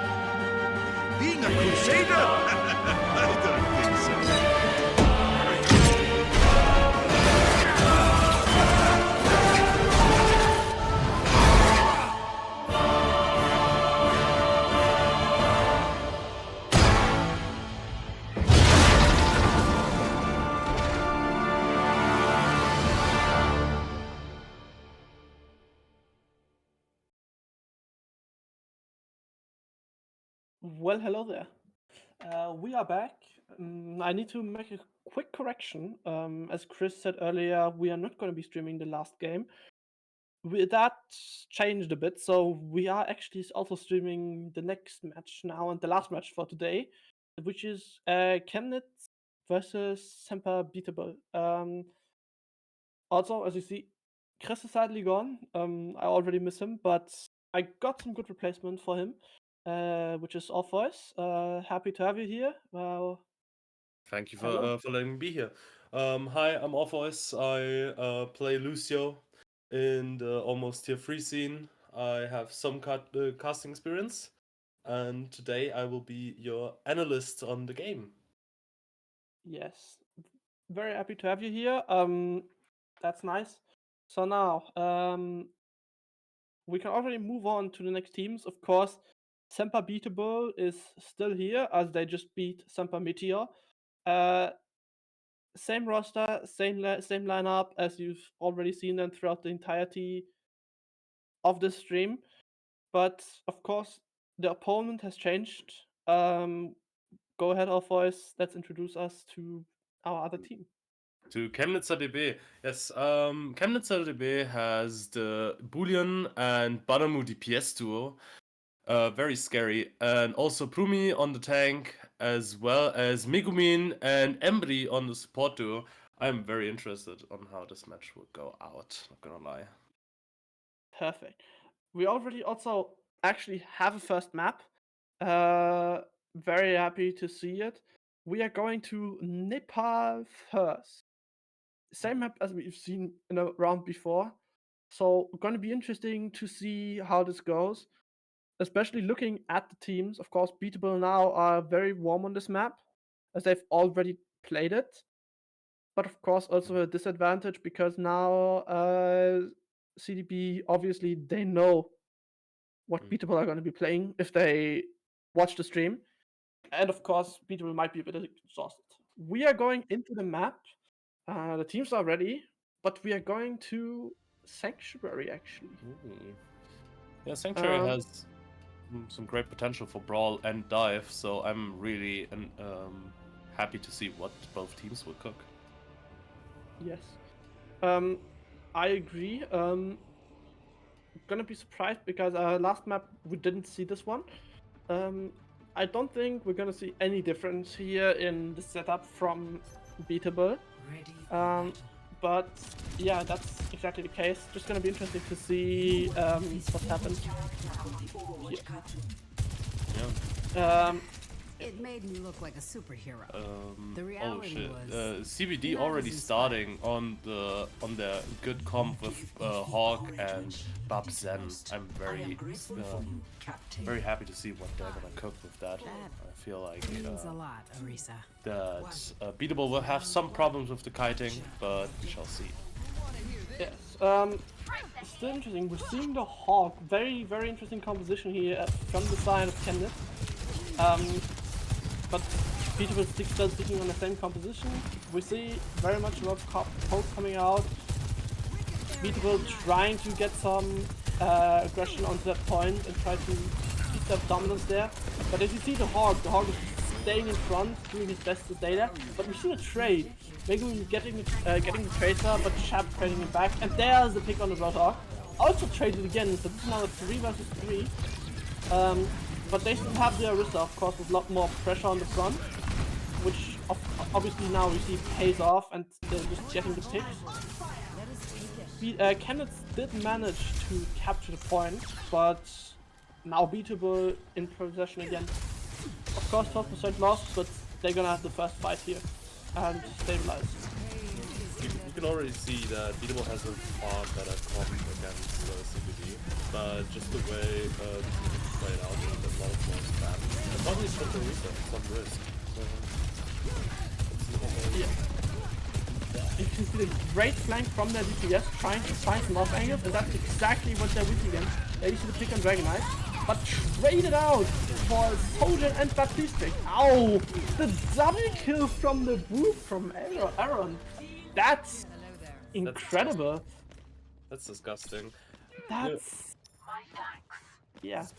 CBD has like has to switch at some point, which they do as of right now, and they if they don't, they will have no chance against that Orisa that's just standing there. Yeah. Switching to the Sigma though, very interesting choice. Don't know if I agree with that, but they made that switch and now it's going to be interesting to see what they do with it. Sigma able to go into the point, but has to quickly kite back again because Orisa is just there and present and fighting it. And here comes the Coalescence. And that's the High Noon down already. Just kicked out of the High Noon. And the Coalescence still up and applying lots of pressure. Window committed here. And they did a pick out of that. And more picks. Here comes the Parasite. Big damage, but no final eliminations out of it. That's so much damage, but they couldn't finish off anyone. And that's finally the recap. CBD, yeah. That's how you want to play this. You want to take a lot of angles and just poke them out and give your DPS the chance to you know, clean up and make the Sigma look good, which is what CBD exactly did. So now we need to see how beatable it can work around their main front damage. That's the full already committed. Sadly, no picks here. But look at what Orisa is. Orisa is already far in, very deep, and there's no one really that help it. That's trying to rush to a Ragnar. But he's just already down. There's nothing to do here. It's just gone. Yeah, you should never push that far as an Orisa if they have a Tracer, because that Tracer will come for your backline all the time. Yes. So, Now they do have the possession, and what we have to see, of course, is now that they're playing the Sigma and they actually made the cap, that's of course an advantage for them, because with Sigma you're a lot better at actually holding a position than aggressing onto it. true. But the thing is, I think against Orisa you can actually play it both ways. As you can see what Rumi does right now. He's just putting that much pressure up front. There's a flux committed, big use, but still they're getting 2-3 kicks out of it. That speed sadly didn't do as much as they wanted it to. And also still getting burst ult charge from the environmental kill on the Orisa. That's great was stuff. that was a great play just from CBD. They used the flux to disadvantage them and put Boolean in a good position to clean up. And that's what they did. That's what they need to do. No, last fight, Kiriko was already stopped. Yeah. They do get the overtime, but the question is, what can they do here? They do have the overclock, which is now committed. Postbomb doesn't find anything from the side of Chemnitz. They do get a pick on the, but now window up. Will the window be able to do anything? Orisa's forced off point, but now re-engaging, but already instantly just burned down by the window. There's nothing you can do as Dragon Knight here. And that's the point cap for Chemnitz. Yeah. Chemnitz played that great. They forced out a lot of abilities and put Semper beatable in a very bad spot to, you know, contest the point, rush onto them. They never let them have any fun with it, and that's how you want to play this as a Sigma comp. You never want the enemies to come as close as they can, and if you want the Tracer to, you know, go into the backline, disrupt the supports, and force them to use abilities early, so your Cass can just pick them off one by one. Yeah, well, you could see that Dragon Knight always tried to get on there with his javelin, been trying to get close, but that was of course sadly a nightmare. They're switching back to the Hog. You could see they were not happy to not be able to make that composition work on the first map. And now they're back for it. Gonna go fishing, I think. They will have a lot more success on this map just because of how open it can be and you know, the hole in the middle.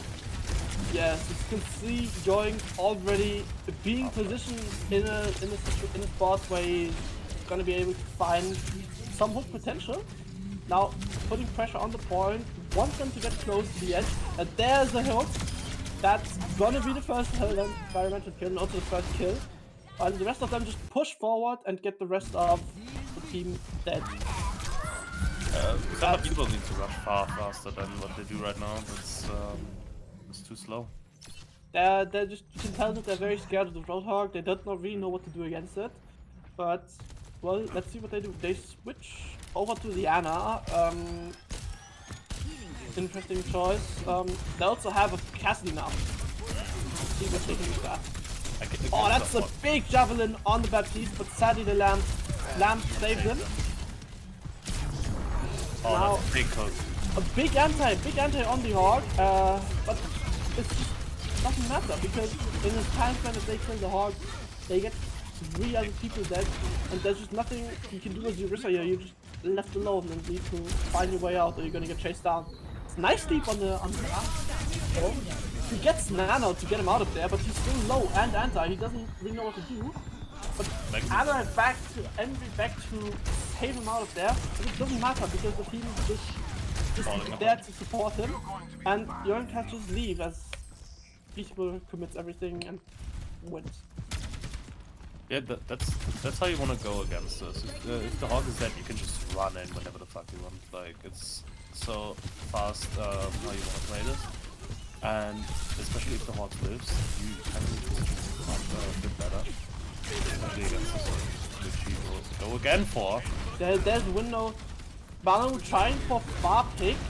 The window not really being utilized in full strength. There's the Heinum. Will he find anything? There's a Nano Heinum to counter it.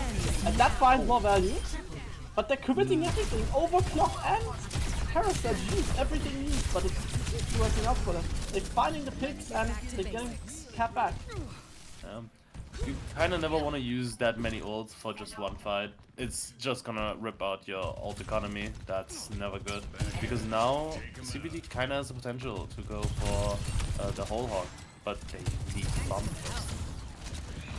Of course, a lot of usage is done, but also look at the side of Chemnitz. They don't have that much more. There's a big sleep. Big pick on the Roadhog. He doesn't know what to do. He just overcommits into that, and now they're just trying to follow up on it. Nice pick back from Brilliant, but it doesn't matter because the Hawk's dead and they could just run in there. Orisa did overcommit here, but that doesn't matter because it seems like they can still hold on to this for now. Nice pick from Banamu, actually, on the Anna. They're just staying alive. They're staying there. And we get cap back. Yes, they're capping it back. You don't want to really push that far when your Ana is the one in the front line. That's never a good sign for anything. That's how you get picked off and lose the point far easier. Yeah. We could slowly start to see cracks in the team synergy, I think, of Beatable. Last map they were perfectly synergized, but now in these situations you see the lack of communication. Yoink already forced out, forced made and feeding out of the hole. Now there's the whole hog and the overclock from their side. They want to get this done before OT, but sadly OT already triggered for them, for the other side. They don't find any picks out of those 2 ultimates. Yoink already very low again. They need to keep him alive here. First kill goes to Aaron though. First that 2 supports traded out, but then there's the Hawk dead. Hawk dead and the recap with the overclock. This is big for them. They're staying in this. It's probably going to be an OT versus OT fight. You already see the switch from going to the ball to be able to touch this, to get back to point faster. They are desperate now. Yeah, they're really desperate. They only have like the high noon, nothing else. But on beatable side, it's real. It's Nano, not go well. Saved by the lamp saving sadly. Dragon Knight commits and in there. Heiden doesn't find anything. Heiden on the other side doesn't find anything either. Ball on the point, trying to commit, but Diana's just in shambles. He gets the cap, but they get the pick. But it's very close. Can anyone get on the point? No, they can't. They can't. Yeah, you can see just how well Chemnitz just distributes them all, so they can't really push anything without overcommitting. That's how you want to kind of play the hard comp and also the bomb comp. You just want everyone to be all over the place and not being able to chase anyone. And that's what they did. That's how they won this, even with one ultimate. It was very good. What was? I want to highlight here. You could see that Beatable was still doing a very good job. Like if you look very closely on Dragon Knight's positioning, for example, he was purposefully avoiding being in the LOS of Yoink and like being able to get hooked by him. And so what they did was he stood on the right side in the towards the health pack and just let some of his DPS get hooked. And then the second they got hooked, he came in with his energy javelin and just stunned the Hawk out of it when the Hawk was overcommitted. That was a great play. You could again see the strength and team play of Beatable in that situation. But then you could see now that against Chemnitz, their energy seems to be a little bit lower, and that they're still that you can see cracks and mistakes in the communication. Like for example, the overcommitment in a one fight, where Riz was just caught out in the backline because everyone else was stuck somewhere else. You can mainly see that because the okay. You can see the main problem with Beatable. I think it really was more or less just them being too aggressive when they shouldn't have been. You can hold that many good positions even though they have 2 hit scans. You can just put your Risa on point and Ana on the right side, and the Hawk can't touch the Ana if someone else is in there. They can walk and all that, but if they Ana kites correctly, that Hawk will never catch up to anyone, and that was probably the biggest mistake that Beatable did, that they did not kite that much. Kind of, Yes. but so good. Now we're going into King's Row as our second map picked by Beatable.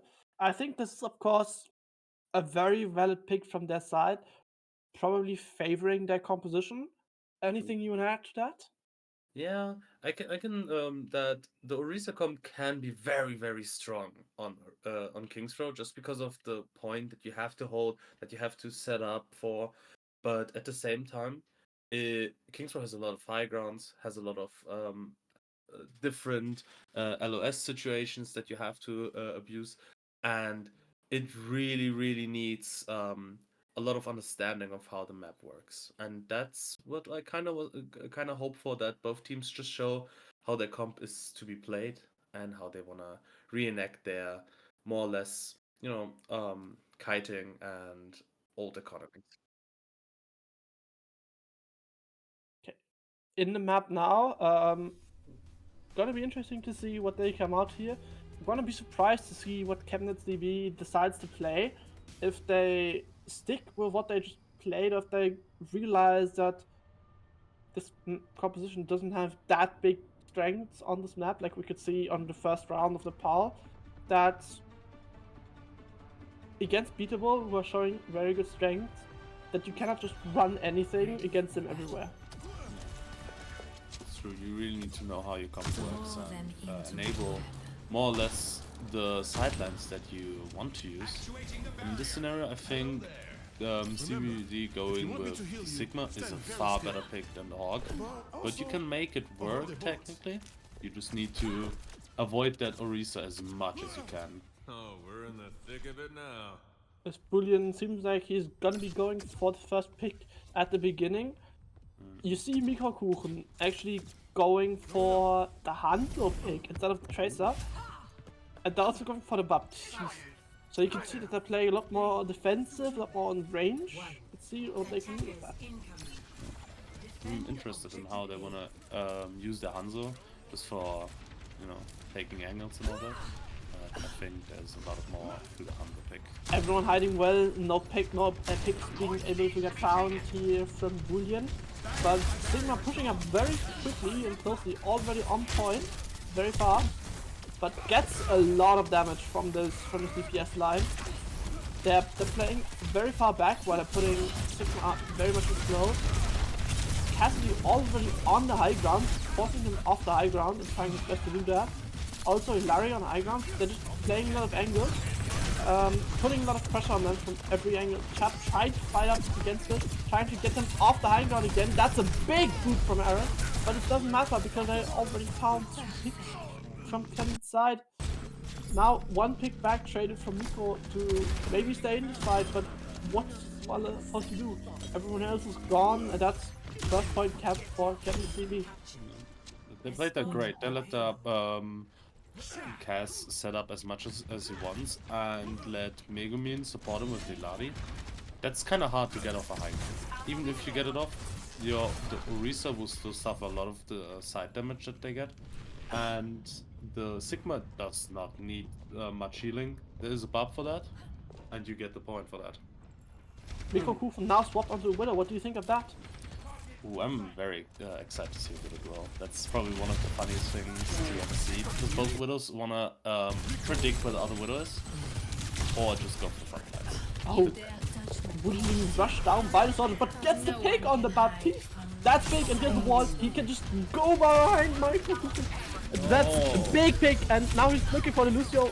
Can't find him sadly, but still, the damage is done. 2 picks from him. That's big, and now look at the Beatable. They just have to run back. They just need to give them free space, free card push, because they're just down too many important players here. That's how you carry teamfights as a Widowmaker. You just get the one pick that makes everyone fall apart, and then just go for ridiculous offense, which Boolean exploited here very well. Both windows committed here, very aggressive. There's the Critic Flux and the Ilario. Oh my, oh, that's a big combo. That's disgusting. That is very disgusting. That's how you want to use Ilari. You want to combo her with anything that just does a lot of damage, so the ult just pops off whenever you want it to be. Yeah.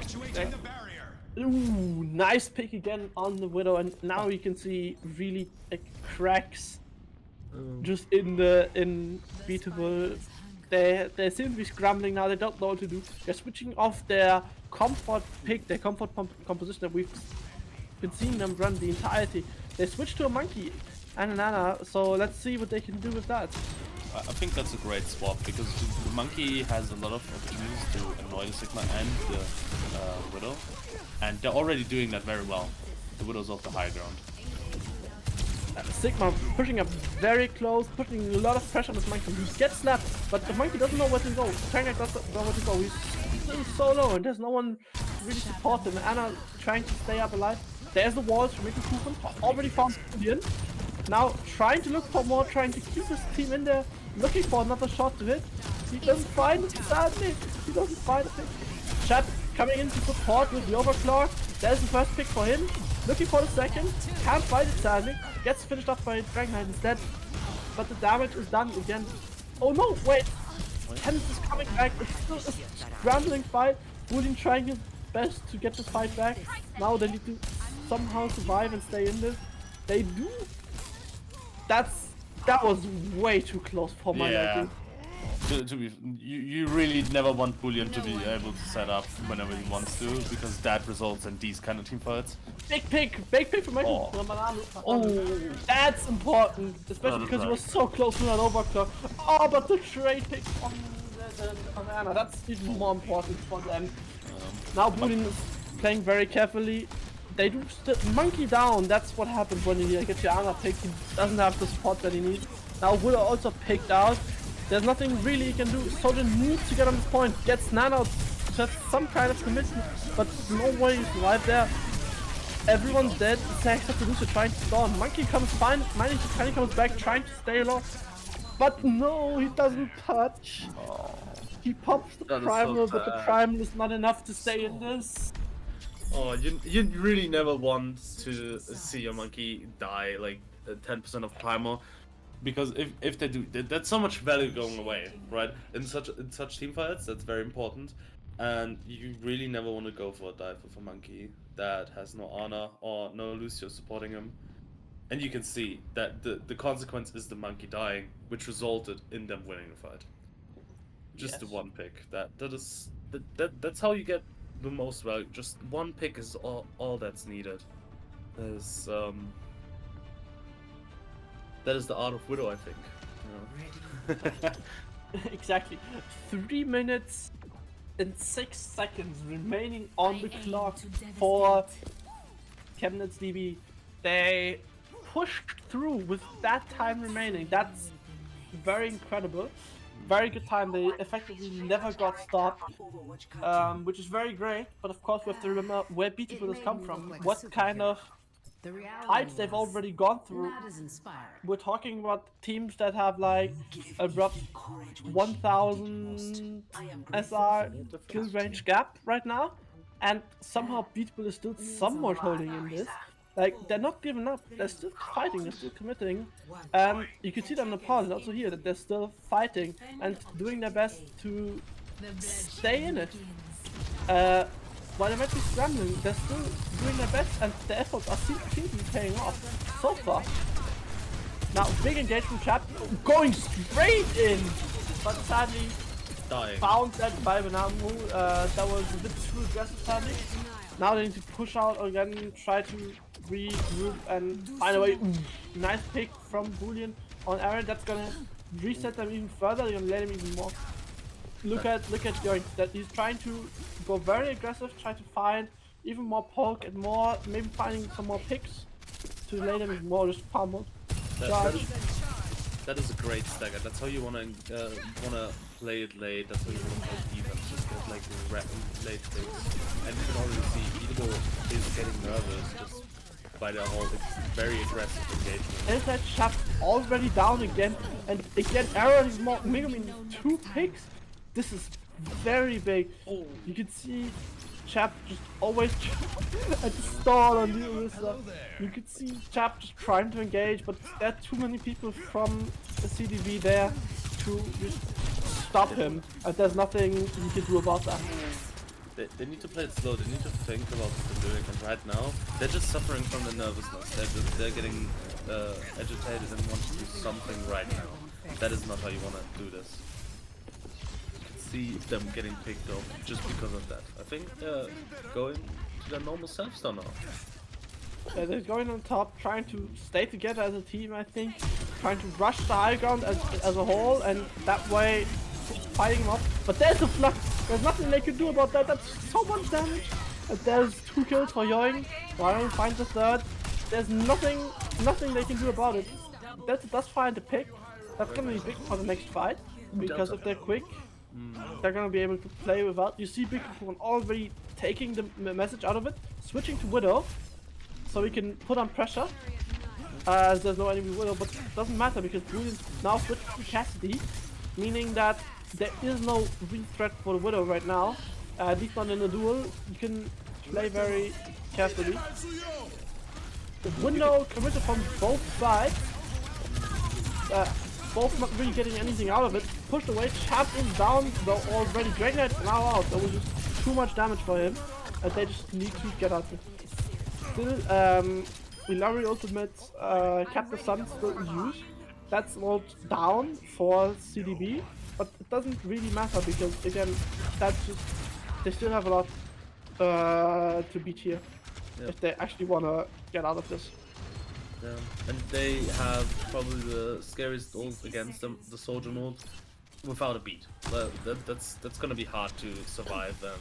But look at Sun on the high ground, she's just waiting for it and being pocketed by the Baptiste. They're just staying up there, doing their best, trying to find picks from here, but dies! They lose the Orisa, but at the same time, look at well, all died. From this side, this is still very winnable for both sides. Peterwood going in with the sword and overclock. Finding the picks actually. And it's only one person left. That's and now the Sigma has to win this. Lucio very low, he needs to stay alive here. But Lucio going in very aggressively. They don't know what to do. Yoink has a lot of pressure. He finds the pick. They just very common. Yoink needs to die. They get this point capped quickly before the respawn comes. They do find the kill. They do find the kill, but this is what they need, exactly what they needed. They find the picks finally and managed to seem to be able to get capped points. I'm gonna keep it real. As soon as you see the only survivor is a Sigma and it's a 1v2, you will have trouble killing that Sigma because he can just survive a lot. Like tanks have a lot more survivability against any other role, and that's how Young played it almost and won the teamfight back. That's how you want to Dragon do Knight it. already so aggressive again, pushing up to the next corner, just taking so much space for his team. Look where the cart is, but he's already up so close, fighting the Sigma. And Sigma, of course, scared. He doesn't know what to do in this situation. He's trying to fight back. Now he can fight back, and Dragon Knight needs to give up space, but his team finally made it back, and now he's able to fight for the space again. William, and this time switched back to the Widowmaker, now the wall. Yoink did die, just too much damage for his side. Lucio fighting Mikkelkuchen, but Mikkelkuchen has the wall because already saw it a long time ago. Oh no! Chop falling to Mikkelkuchen, picking him up from wherever. Embry wins the duel against Mikkelkuchen actually. And this has now turned into a fight 1v2 against the Lucio, who's just keeping this point contested the entire time. But finally falls and they can push on. But look at how many people they've lost. They're still waiting for respawns. while CBD might have a chance here to attack early. Especially, CBD only lost their Lucio, but they're not reliant on him. So but they will probably go aggressive nonetheless.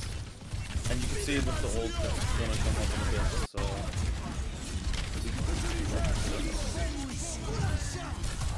That's big, that's gonna save him. Possibly, yeah, that's saves him. They did this very unique. Big pick actually. 2 picks already now also committed. Oh, should find him some more. But he's scared. He's scared of losing it, but he finds the pick. That's he's alive. Beat committed for Embry down. Then doing the best to stay in the fight. Surge! They're doing a lot of damage, but they can't find any finishing tools. It's so hard to see. They do finally find pick up Banamu. Trying to stay in there. Dragon Knight does get another kill, but Embry's still alive. Still holding on, getting his team back to respawn. Protesting long enough for him to find respawn and keeping them in there. Respawn now also coming in for Beatable. Still fighting this. And now finally the picks coming in looks very convincing now for Beatable that they can win this. Only the Sigma left on point that needs to kill. As they're close to capping it. But Banam rushing in, trying to still save his point and stalling it, but it doesn't matter, they do get the cap.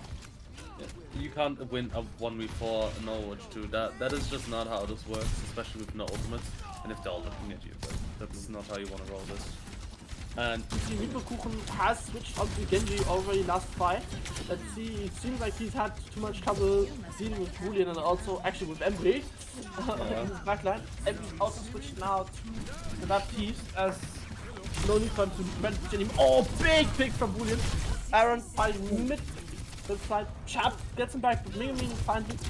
That's one down for Beatable. They're just deciding to run out. They don't want to fight this with one man down.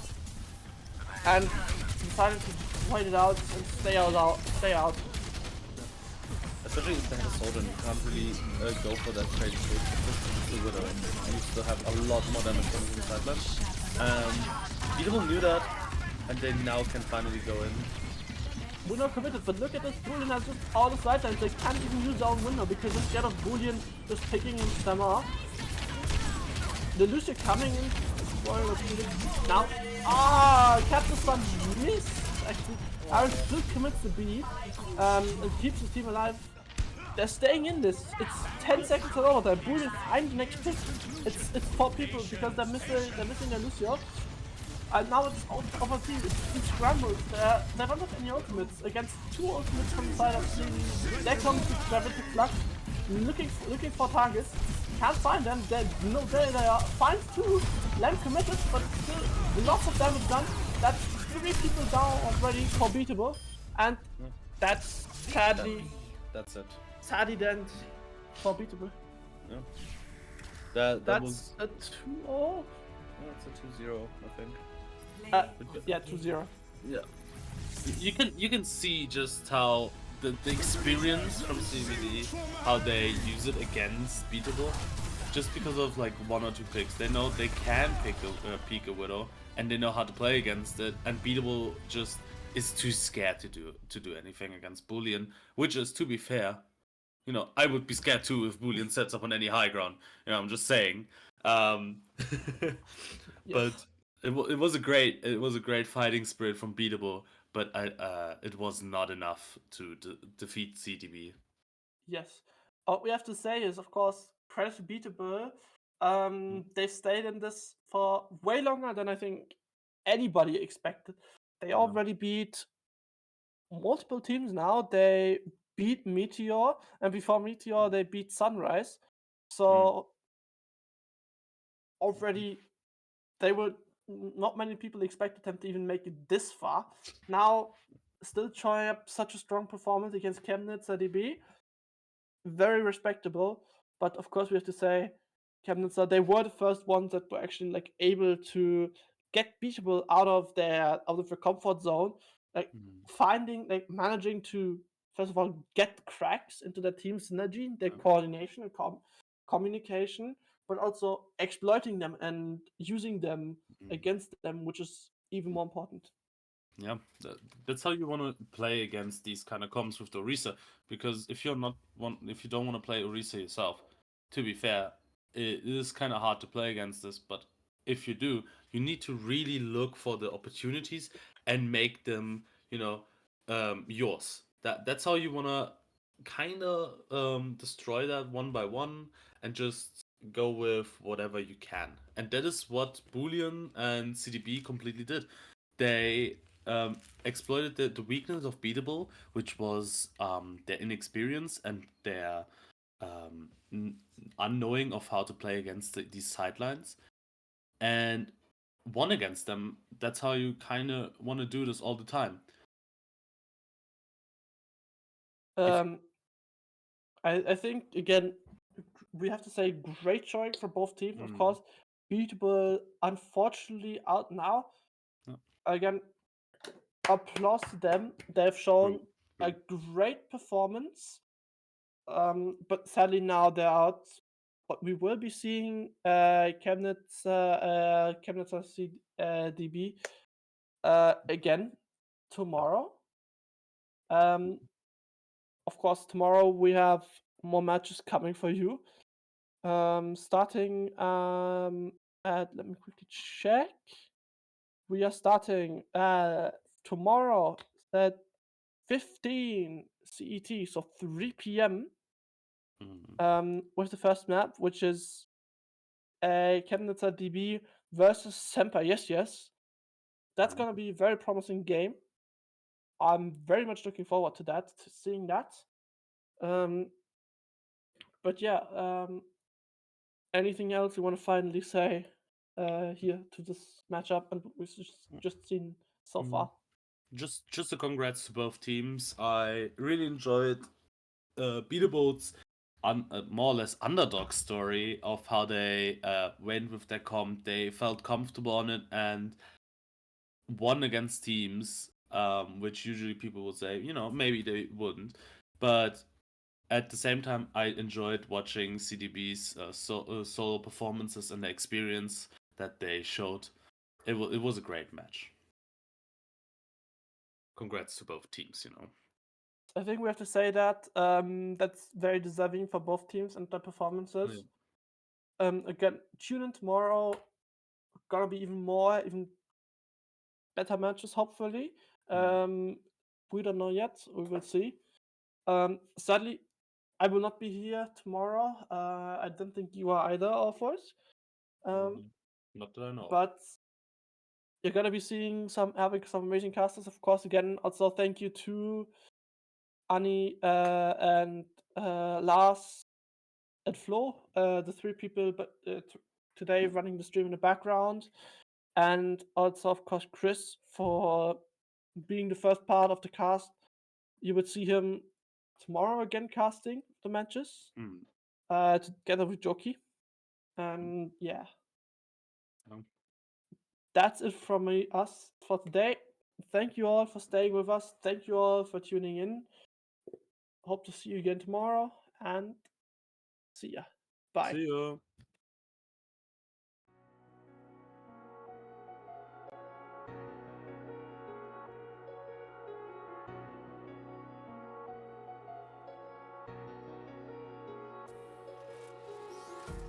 Empty hearts and neon lights, they're playing with my mind. Gotta get out of here tonight. Oh, I wanna run off and fly. And I'll tell myself it's fine to be alone, just to find somewhere that finally feels like home. Oh. I hate all this overthinking. Oh. The more I swim, the more I'm sinking. Take me to a world of silver. No more heartbreaks, tears, painkillers. Take me somewhere unfamiliar. Bring me back to where we started out.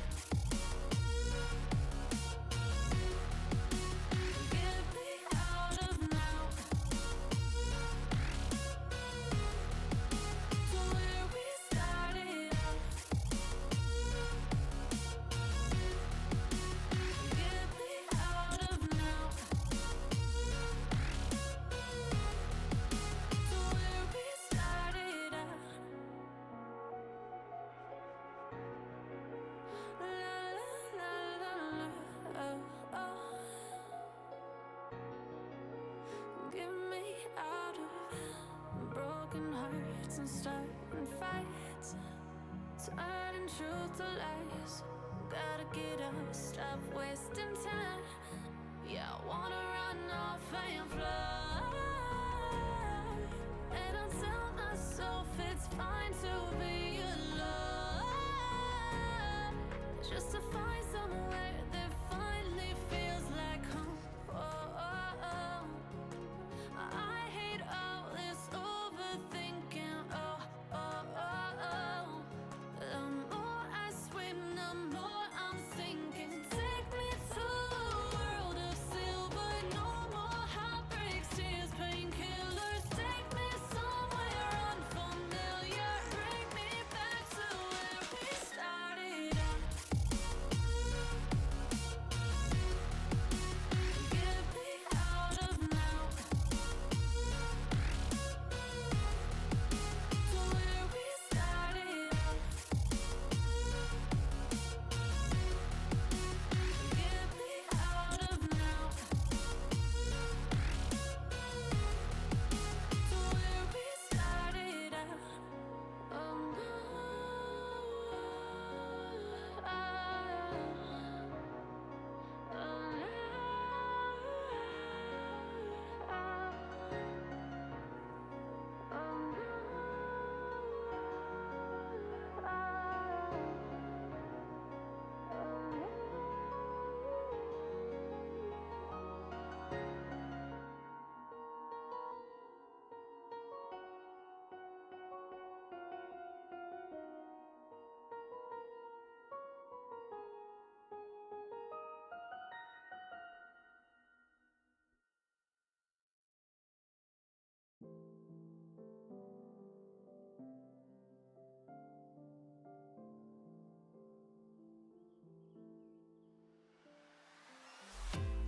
Cause when you let me, baby, don't you see that I'm shining?